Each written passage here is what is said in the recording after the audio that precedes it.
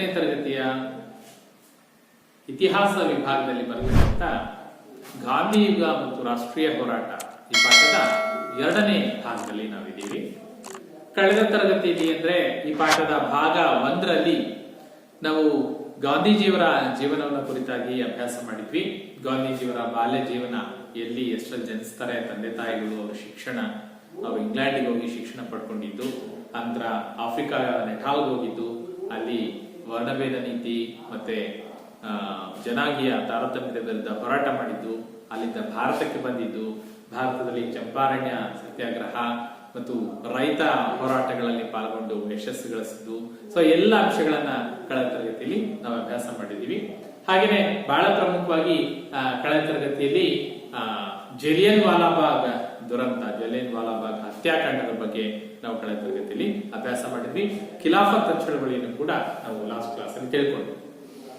So ಇಲ್ಲಿ ಭಾರತದ ರಾಷ್ಟ್ರೀಯ ಕಾಂಗ್ರೆಸ್ನ ಗುರಿ ಏನಾಗಿತ್ತು ಅಂತ ಹೇಳಿದ್ರೆ, ಗಾಂಧೀಜಿಯ ಮುಂದಾಳತ್ವದಲ್ಲಿ ಮುಸ್ಲಿಮರನ್ನ ಒಂದುಗೂಡಿಸಿಕೊಂಡು ಭಾರತದ ಸ್ವತಂತ್ರಕ್ಕಾಗಿ ಹೋರಾಟ ಮಾಡೋದು ಮುಖ್ಯ ಉದ್ದೇಶ ಆಗಿರುತ್ತೆ. ಹಾಗಾಗಿ ಖಿಲಾಫತ್ ಚಳವಳಿಗೆ ಗಾಂಧೀಜಿ ಕಾಂಗ್ರೆಸ್ನ ಬೆಂಬಲವನ್ನು ಕೊಟ್ಟಿದ್ರು ಅಂತ ಕಳೆದ ತರಗತಿಯಲ್ಲಿ ನಾವು ಅಭ್ಯಾಸ ಮಾಡಿ.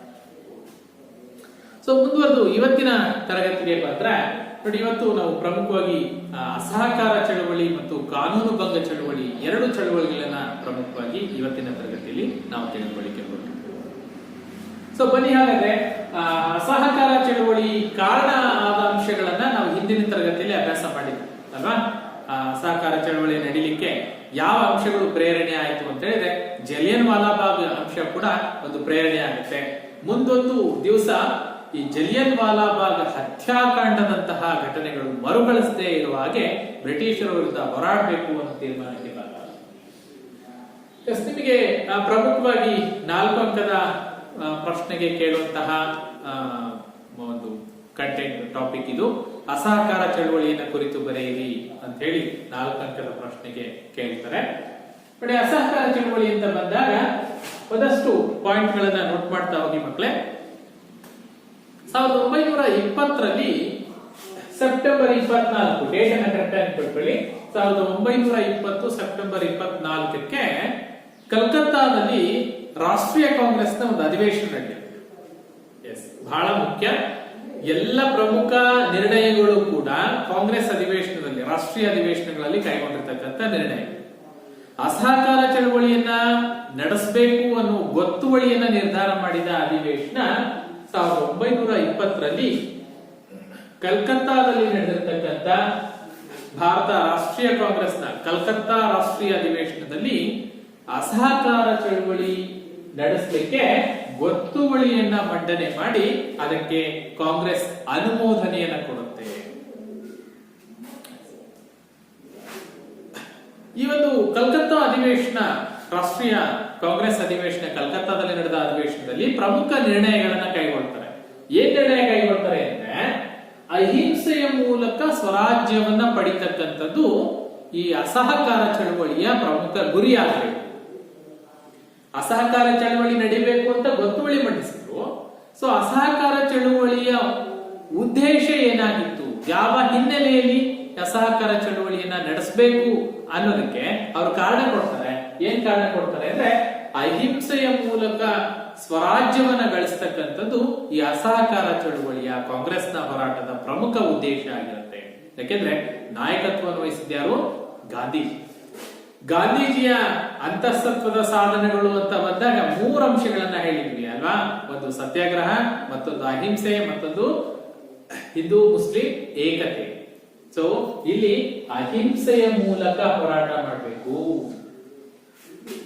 ಅಹಿಂಸೆಯ ಮೂಲಕ ಸ್ವರಾಜ್ಯವನ್ನ ಪಡಿತಕ್ಕಂಥದ್ದು ಈ ಅಸಹಕಾರ ಚಳವಳಿಯ ಪ್ರಮುಖ ನಿರ್ಣಯ ಆಗಿದೆ. 1. 2ನೇದು, ಅಸಹಕಾರ ಚಳವಳಿಯ ಮೂಲಕ ಜನಸಾಮಾನ್ಯರಿಗೆ ಬ್ರಿಟಿಷ್ ಸರ್ಕಾರದ ವಿಕೃತ ಸ್ವರೂಪವನ್ನ, ಬ್ರಿಟಿಷ್ ಆಡಳಿತದ ವಿಕೃತ ಸ್ವರೂಪವನ್ನ ಜನಸಾಮಾನ್ಯರ ಮುಂದೆ ತೆರೆದಿಡತಕ್ಕಂತ ಕೆಲಸವನ್ನ, ಬ್ರಿಟಿಷರು ರೂಪಿಸಿರ್ತಕ್ಕಂಥ ಕಾಯ್ದೆಗಳ, ಜಾರಿಗೆ ತಂದಿರತಕ್ಕಂಥ ವ್ಯವಸ್ಥೆಗಳ ಹಿನ್ನೆಲೆ ಏನಾಗಿದೆ? ಜನರ ಕಣ್ಣಿಗೆ ನಾವು ನಿಮ್ಗೆ ಒಳ್ಳೇದು ಮಾಡ್ತಿದೀವಿ, ನಿಮ್ಮ ಅನುಕೂಲಕ್ಕೆ ತಂದಿದೀವಿ ಅಂತ ಬಿಂಬಿಸಿದ್ರು ಕೂಡ ಅದರ ಹಿನ್ನೆಲೆ ಏನಾಗಿತ್ತು, ಅದರ ವಾಸ್ತವವನ್ನ, ವಿಕೃತ ಸ್ವರೂಪವನ್ನ ಜನರ ಮುಂದಿಡತಕ್ಕಂತ ಕೆಲಸವನ್ನ ಈ ಅಸಹಕಾರ ಚಳವಳಿಯ ಸಂದರ್ಭದಲ್ಲಿ ರಾಷ್ಟ್ರೀಯ ಕಾಂಗ್ರೆಸ್ ಮಾಡಬೇಕು ಅಂತ. ರಾಷ್ಟ್ರೀಯ ಕಾಂಗ್ರೆಸ್ ಬ್ರಿಟಿಷ್ ವಿಕೃತ ಸ್ವರೂಪವನ್ನ ಜನರಿಗೆ ಪರಿಚಯಿಸ್ತಕ್ಕಂಥ ಕೆಲಸವನ್ನ ಮಾಡಬೇಕು. ಮೂರನೇದು, ಭವಿಷ್ಯದಲ್ಲಿ ಮುಂದೆ ಈ ಹಿಂದೆ ನಡೆದಿರ್ತಕ್ಕಂಥ ಯಾವುದು ಹತ್ಯಾಕಾಂಡ, ಜಲಿಯನ್ ವಾಲಾಬಾಗ್ ಹತ್ಯಾಕಾಂಡದಂತಹ ಘಟನೆ ಭವಿಷ್ಯದಲ್ಲಿ ಮರುಕಳಿಸದೇ ಇರಲಿ, ಹಾಗಾಗದೇ ಇರಲಿ, ಅದಕ್ಕೆ ಜನರು ಎಚ್ಚೆತ್ತುಕೊಳ್ಬೇಕು ಅನ್ನೋ ಸಂದೇಶವನ್ನು ನೀಡ್ತಕ್ಕಂಥದ್ದು ಅಸಹಕಾರ ಚಳವಳಿಯ ಪ್ರಮುಖ ಉದ್ದೇಶ ಆಗಿರುತ್ತೆ. ಮುಂದೊಂದು ದಿವಸ ಜಲಿಯನ್ ವಾಲಾಬಾಗ್ ನಂತಹ ದುರಂತ, ಹತ್ಯಾಕಾಂಡದಂತಹ ದುರಂತ ಬ್ರಿಟಿಷರಿಂದ ಮತ್ತೊಮ್ಮೆ ಭಾರತೀಯರ ಆ ಮಾರಣ ಹೋಮ ನಡೀದೇ ಇರಲಿ ಅನ್ನೋದ್ರ ಬಗ್ಗೆ ಪ್ರಜ್ಞೆಯನ್ನು ಮೂಡಿಸ್ತಕ್ಕಂಥದ್ದು. ಬ್ರಿಟಿಷರ ಆಡಳಿತವನ್ನ ಸಂಪೂರ್ಣವಾಗಿ ವಿರೋಧಿಸ್ತಕ್ಕಂಥ, ಅದನ್ನ ಪ್ರತಿಭಟಿಸ್ತಕ್ಕಂಥ ಉದ್ದೇಶದಿಂದ ಅಸಹಕಾರ ಚಳವಳಿಗೆ ಕರೆ ಕೊಡ್ತಾರೆ ರಾಷ್ಟ್ರೀಯ ಕಾಂಗ್ರೆಸ್ನ ಕಲ್ಕತ್ತಾ ಅಧಿವೇಶನ. ಬಹಳ ಮುಖ್ಯವಾಗಿ ರೌಲತ್ ಕಾಯ್ದೆ ಏನ್ ಬಂದಿತ್ತಲ್ಲಪ್ಪ, ಅದು ಜಲಿಯನ್ ವಾಲಾಬಾಗ್ ಹತ್ಯಾಕಾಂಡ, ಅದಕ್ಕೆ ಕಾರಣ ಏನು ಅಂತ ಹೇಳಿದ್ರೆ ಅಲ್ಲಿ ಯಾಕೆ ಪ್ರತಿಭಟನಾಕಾರರು ಸೇರಿದ್ರು ಅಂದ್ರೆ ಅದೇ ರೌಲತ್ ಕಾಯ್ದೆನ ವಿರೋಧಿಸಿ. ನಾವು ಕಳೆದ ತರಗತಿಯಲ್ಲಿ ಭಾಗ 1ರಲ್ಲಿ ರೌಲತ್ ಕಾಯ್ದೆ ಬಗ್ಗೆ ನೀಟಾಗಿ ಅಭ್ಯಾಸ ಮಾಡಿದೀವಿ. ಆ ಭಾಗವನ್ನ ನೀವು ನೋಡಿ ಏನಾಗಿದೆ.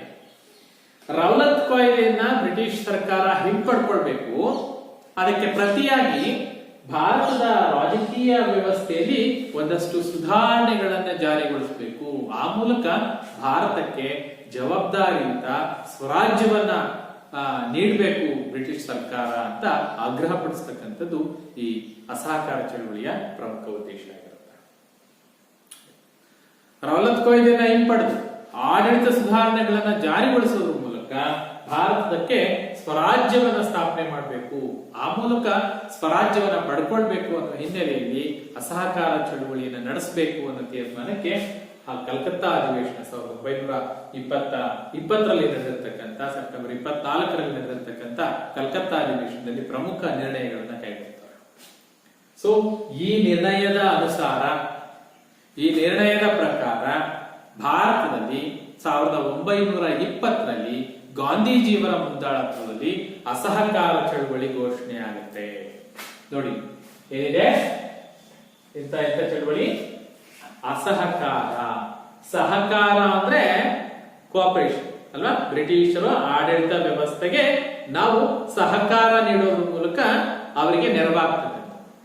ಆದ್ರೆ ಅಸಹಕಾರ ಅಂದ್ರೆ ಸಹಕಾರಕ್ಕೆ ವಿರುದ್ಧವಾಗಿ, ಅಂದ್ರೆ ಬ್ರಿಟಿಷರ ಆಡಳಿತಕ್ಕೆ ಸಹಕರಿಸದೇ ಇರೋದು, ಅದನ್ನ ಪ್ರತಿಭಟಿಸೋದು.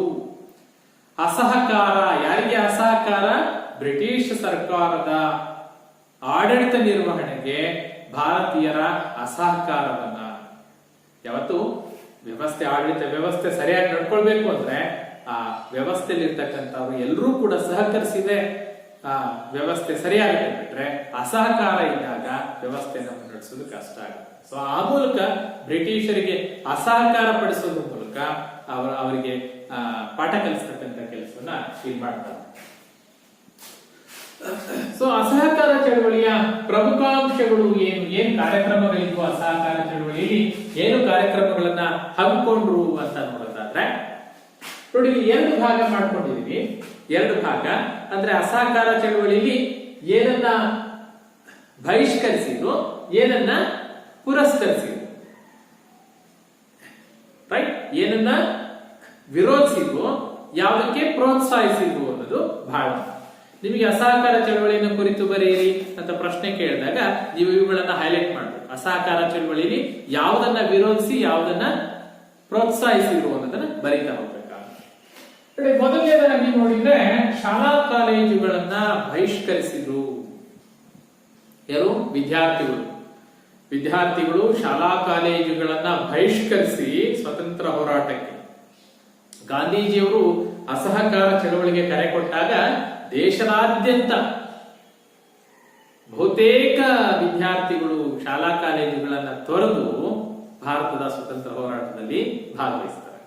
ಸೊ ಬರೀ ಶಾಲಾ ಕಾಲೇಜ್ ಅಷ್ಟೇ ಅಲ್ಲ, ನ್ಯಾಯಾಲಯಗಳು ಕೂಡ, ಅಂದ್ರೆ ವಕೀಲರು ಕೂಡ ತಮ್ಮ ವಕೀಲಿ ವೃತ್ತಿಯನ್ನ ಬಿಟ್ಟು ನ್ಯಾಯಾಲಯವನ್ನ ಕಾರ್ಯಕಲಾಪಗಳನ್ನ ಬಹಿಷ್ಕರಿಸಿ ಸ್ವತಂತ್ರ ಹೋರಾಟಕ್ಕೆ ತುಂಬುತ್ತಾರೆ. ನ್ಯಾಯಾಲಯಗಳನ್ನ ಬಹಿಷ್ಕರಿಸೋದು, ಶಾಲಾ ಕಾಲೇಜುಗಳನ್ನ ಬಹಿಷ್ಕರಿಸೋದು. ಯಾಕೆ ಶಾಲಾ ಕಾಲೇಜುಗಳಲ್ಲಿ ಶಿಕ್ಷಣ ನೀಡ್ತಾ ಇದ್ಯಾರು? ಬ್ರಿಟಿಷ್. ಸೊ ಆ ಬ್ರಿಟಿಷರ ಶಿಕ್ಷಣ ನಮಗೆ ಬೇಕಿಲ್ಲ. ಬ್ರಿಟಿಷರು ನಿರ್ಮಾಣ ಮಾಡಿರ್ತಕ್ಕಂಥ ನ್ಯಾಯಾಲಯ ವ್ಯವಸ್ಥೆ ನಮಗೆ ಬೇಕಿಲ್ಲ. ಸೊ ನ್ಯಾಯಾಲಯದಿಂದ ವಕೀಲರು ಹೊರ ಬರ್ತಾರೆ, ಶಾಲಾ ಕಾಲೇಜುಗಳಿಂದ ವಿದ್ಯಾರ್ಥಿಗಳು ಹೊರ ಬರ್ತಾರೆ. ಅದಕ್ಕೆ ಪ್ರತಿಯಾಗಿ ಏನಾಗುತ್ತೆ? ಅದಕ್ಕೆ ಪ್ರತಿಯಾಗಿ ಇಲ್ಲಿ ರಾಷ್ಟ್ರೀಯ ಶಾಲೆಗಳನ್ನ ಆರಂಭಿಸ್ತಾರೆ. ರಾಷ್ಟ್ರೀಯ ಶಾಲೆಗಳನ್ನ ಆರಂಭಿಸ್ತಾರೆ ಅಂದ್ರೆ ಇಲ್ಲಿ ಶಾಲಾ ಕಾಲೇಜುಗಳು, ಬ್ರಿಟಿಷ್ ಶಾಲಾ ಕಾಲೇಜುಗಳಿಗೆ ಪ್ರತಿಯಾಗಿ ರಾಷ್ಟ್ರೀಯ ಶಾಲೆಗಳನ್ನ ಆರಂಭಿಸ್ತಾರೆ. ಸೊ ಇಲ್ಲಿ ಶಾಲಾ ಕಾಲೇಜುಗಳನ್ನ ತೊರೆದಿರ್ತಕ್ಕಂಥ ವಿದ್ಯಾರ್ಥಿಗಳು ರಾಷ್ಟ್ರೀಯ ಶಾಲೆಗಳಲ್ಲಿ ಪ್ರವೇಶವನ್ನ ಪಡ್ಕೊಳ್ಳೋದ್ರ ಮೂಲಕ ರಾಷ್ಟ್ರೀಯ ಹೋರಾಟಕ್ಕೆ ತಮ್ಮ ಸಹಕಾರವನ್ನ ಕೊಡ್ತಾ ಹೋಗ್ತಾರೆ. ನೆಕ್ಸ್ಟ್ ಬಂದ್ಬಿಟ್ಟು 1919ರ ಒಂದು ಕಾಯ್ದೆ ಜಾರಿಗೊಳಿಸಿದ್ರಲ್ಲ, ಮಾರ್ಟಿನ್ ಫೋರ್ಡ್, ಅದರಲ್ಲಿ ಏನ್ ಮಾಡ್ತಾರೆ ಅಂದ್ರೆ ಪ್ರಾಂತೀಯ ಶಾಸನ ಸಭೆಗಳಿಗೆ ಚುನಾವಣೆಯ ಮೂಲಕ ಆಯ್ಕೆ ಮಾಡಲಿಕ್ಕೆ ಅವಕಾಶ ಕೊಟ್ಟಿದ್ರಲ್ಲ. ಸೊ ಆ ಶಾಸನ ಸಭೆಗಳಿಗೆ ನಡೀತಕ್ಕಂತ ಚುನಾವಣೆಗಳನ್ನ ಬಹಿಷ್ಕರಿಸುವುದು 1919ರ ಶಾಸನದ ಪ್ರಕಾರ ಪ್ರಾಂತೀಯ ಶಾಸನ ಸಭೆಗಳಿಗೆ ನಡೆಯುವ ಚುನಾವಣೆಗಳನ್ನ ಬಹಿಷ್ಕರಿಸುವುದರ ಮೂಲಕ ಬ್ರಿಟಿಷ್ ಕಾಯ್ದೆಯನ್ನ ವಿರೋಧಿಸುವುದು, ಅಸಹಕಾರವನ್ನ ವ್ಯಕ್ತಪಡಿಸತಕ್ಕಂತ ಕೆಲಸವನ್ನ ಮಾಡ್ತಾರೆ. ಹಿಂದೆ ಹೇಳಿದ್ವಿ, ಯಾವುದು ಜಲಿಯನ್ ವಾಲಾಬಾಗ್ ಹತ್ಯಾಕಾಂಡ ನಡೆದಾಗ ಅದನ್ನ ವಿರೋಧಿಸಿಬಿಟ್ಟು ರವೀಂದ್ರನಾಥ ಟ್ಯಾಗೋರ್ ಅವರು ತಮ್ಮ ನೈಟ್ಹುಡ್ ಪದವಿಯನ್ನ ಬ್ರಿಟಿಷರಿಗೆ ಹಿಂತಿರುಗಿಸಿದ್ರು. ಬರೀ ರವೀಂದ್ರನಾಥ ಟ್ಯಾಗೋರ್ ಅಷ್ಟೇ ಅಲ್ಲ, ಅನೇಕ ಭಾರತೀಯರು ಬ್ರಿಟಿಷ್ ಸರ್ಕಾರದಿಂದ ಕೊಡಮಾಡಲ್ಪಟ್ಟಿದ್ದಂತಹ ಬಿರುದುಗಳನ್ನ, ಗೌರವಗಳನ್ನ ಬ್ರಿಟಿಷ್ ಸರ್ಕಾರಕ್ಕೆ ವಾಪಸ್ ಮಾಡ್ತಾರೆ. ಬ್ರಿಟಿಷರು ನೀಡಿರುವ ಗೌರವ ಪದವಿಗಳನ್ನ, ಸ್ಥಾನಗಳನ್ನ, ಸ್ಥಾನಮಾನಗಳನ್ನ ವಾಪಸ್ ಮಾಡೋದ್ರ ಮೂಲಕ ಬ್ರಿಟಿಷ್ ಸರ್ಕಾರಕ್ಕೆ ಅಸಹಕಾರವನ್ನು ತೋರ್ತಕ್ಕಂಥ ಕೆಲಸವನ್ನ ಮಾಡ್ತಾ ಇರ್ತಾರೆ. ನೋಡಿ, ಇದೆಲ್ಲ ಪ್ರತಿಭಟನೆ. ಬ್ರಿಟಿಷರು ಗೌರವದಿಂದ ಹಾನರ್ ಮಾಡಿದ್ರು, ನಂಗೆ ತಗೊಳ್ಳಿ, ನಿಮ್ಮ ಹಾನರ್ ಯಾರಿಗೆ ಬೇಕಾಗಿ, ನನಗೆ ನನ್ನ ರಾಷ್ಟ್ರ ಬೇಕು ಅಲ್ವಾ. ಸೊ ರಾಷ್ಟ್ರಕ್ಕಾಗಿ, ರಾಷ್ಟ್ರೀಯ ಹೋರಾಟಕ್ಕಾಗಿ ಬ್ರಿಟಿಷರ ವಿರುದ್ಧ ಪ್ರತಿಭಟನೆ ಮಾಡ್ತಾರೆ. ಜೊತೆಗೆ ಸ್ಥಳೀಯ ಸಭೆಗಳಿಗೆ ಏನು ನಾಮನಿರ್ದೇಶನ ಮಾಡಿ, ಸ್ಥಳೀಯ ಸಭೆಗಳಿಗೆ ನಾಮನಿರ್ದೇಶನ ಮಾಡಿ ಏನು ನೇಮಕ ಮಾಡಿದ್ರು, ಆ ನಾಮನಿರ್ದೇಶನ ಸದಸ್ಯರು ತಮ್ಮ ಸ್ಥಾನಗಳಿಗೆ ರಾಜೀನಾಮೆ ಕೊಟ್ಟು ಸ್ವತಂತ್ರ ಹೋರಾಟಕ್ಕೆ ಧುಮುಕ್ತಾರೆ. ಹಾಗೇನೆ ಸರ್ಕಾರಿ ಸಭೆ ಸಮಾರಂಭಗಳನ್ನ ಬಹಿಷ್ಕರಿಸಲಾಗುತ್ತೆ. ಸರ್ಕಾರಿ ಸಭೆ ಸಮಾರಂಭಗಳಿಗೆ ಅಡ್ಡಿಪಡಿಸಲಾಗುತ್ತೆ. ಯಾವ ಭಾರತೀಯರು ಕೂಡ ಬ್ರಿಟಿಷ್ ಸರ್ಕಾರದ ಸಭೆ ಸಮಾರಂಭಗಳಲ್ಲಿ ಭಾಗವಹಿಸಲಿಕ್ಕೆ ಹೋಗುವುದಿಲ್ಲ. ಆ ಮೂಲಕ ಪ್ರತಿರೋಧವನ್ನ ವ್ಯಕ್ತಪಡಿಸ್ತಾರೆ. ಜೊತೆಗೆ ಬಹಳ ಉಗ್ರ ಸ್ವರೂಪ ಪಡ್ಕೊಂಡಿದ್ದು ಈ ವಿದೇಶಿ ವಸ್ತುಗಳನ್ನ ಬಹಿಷ್ಕರಿಸ್ತಕ್ಕಂಥದ್ದು. ಈ ಟೈಮಲ್ಲಿ ಸ್ವದೇಶಿ ಚಳವಳಿ ಅಂತ ಶುರು ಮಾಡ್ತಾರೆ ಅಲ್ವಾ. ವಿದೇಶಿ ವಸ್ತುಗಳಿಗೆ ಬೆಂಕಿ ಹಾಕಿ ಸುಡ್ತಾರೆ. ವಿದೇಶಿ ವಸ್ತುಗಳನ್ನ ಎಲ್ಲಿ ಮಾರಾಟ ಮಾಡ್ತಾ ಇದ್ರು ಆ ಅಂಗಡಿಗಳ ಮುಂದೆ, ಆ ಮಳಿಗೆಗಳ ಮುಂದೆ ಹರತಾಳಗಳನ್ನ ಮಾಡ್ತಾರೆ. ಸೊ ಇದೆಲ್ಲ ಬಹಿಷ್ಕರಿಸೋದು, ವಿರೋಧಿಸೋದು ಅಂತ ಬಂದಾಗ ಏನನ್ನ ವಿರೋಧಿಸಿದ್ರು, ಏನನ್ನ ಬಹಿಷ್ಕರಿಸಿದ್ರು ಅಂದ್ರೆ ಈ ಅಂಶಗಳನ್ನ ಬರೀ. ಇದಕ್ಕೆ ಪ್ರತಿಯಾಗಿ ಏನಕ್ಕೆ ಸಪೋರ್ಟ್ ಮಾಡ್ತಾರೆ ಅಸಹಕಾರ ಚಳವಳಿಗೆ ಸಂದರ್ಭದಲ್ಲಿ ಅಂದ್ರೆ, ಈಗಾಗಲೇ ಒಂದು ರಾಷ್ಟ್ರೀಯ ಶಾಲೆಗಳನ್ನ ಸ್ಥಾಪನೆ ಮಾಡ್ತಾರೆ. ಸೊ ರಾಷ್ಟ್ರೀಯ ಶಾಲೆಗಳಿಗೆ ಇವರು ಪ್ರೋತ್ಸಾಹವನ್ನು ಕೊಡ್ತಾರೆ. ಸ್ವತಃ ಸ್ವತಂತ್ರ ಹೋರಾಟಗಾರರು ರಾಷ್ಟ್ರೀಯ ಶಾಲೆಗಳನ್ನ ತೆರೆಯುವ ಮೂಲಕ ಭಾರತೀಯರಿಗೆ ಶಿಕ್ಷಣವನ್ನು ಕೊಡಲಿಕ್ಕೆ ವ್ಯವಸ್ಥೆನ ಮಾಡ್ತಾರೆ.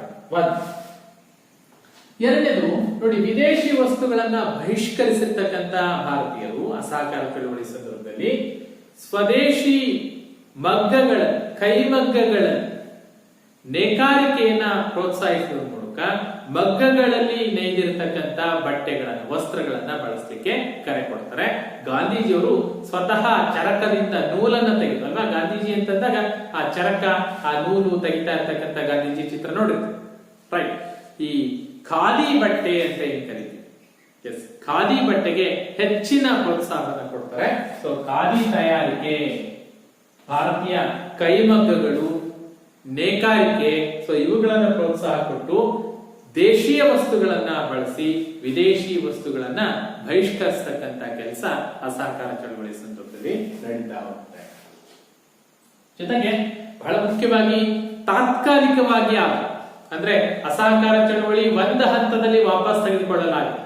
ಆದ್ರೆ ಅಸಹಕಾರ ಚಳವಳಿ ಘೋಷಣೆಯಾದ ಸಂದರ್ಭ ತಾತ್ಕಾಲಿಕವಾಗಿ ಕಡಿಮೆ ಅವಧಿಯಲ್ಲಾದು ಹಿಂದೂ ಮುಸ್ಲಿಮರ ಐಕ್ಯತೆಗೆ ಈ ಒಂದು ಸಂದರ್ಭದಲ್ಲಿ ಪ್ರಾಮಾಣಿಕವಾದಂತಹ ಪ್ರಯತ್ನವನ್ನು ಮಾಡಲಾಗುತ್ತೆ. ಹಿಂದೂ ಮುಸ್ಲಿಮರು ಒಟ್ಟಾಗಿ ಒಗ್ಗಟ್ಟಿನಿಂದ ಹೋರಾಡ್ತಕ್ಕಂತ ಒಂದು ಮನೋಭಾವವನ್ನ, ಒಂದು ಸನ್ನಿವೇಶವನ್ನ ಸೃಷ್ಟಿ ಮಾಡಲಾಗುತ್ತೆ.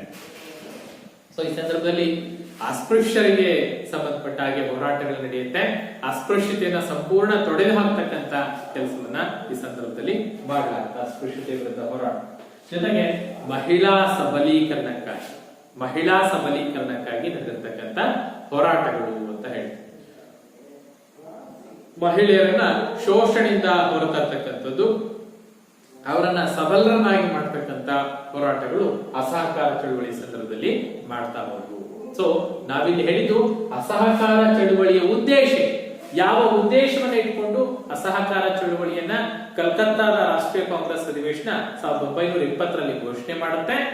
ಆ ಅಧಿವೇಶನದ ಅಸಹಕಾರ ಚಳುವಳಿಯ ಪ್ರಮುಖ ಕಾರ್ಯಕ್ರಮಗಳೇನು, ಏನನ್ನ ಬಹಿಷ್ಕರಿಸಿದ್ರು, ಏನನ್ನ ಪುರಸ್ಕರಿಸಿದ್ರು ಅಂತ ಹೇಳ್ತೀವಿ.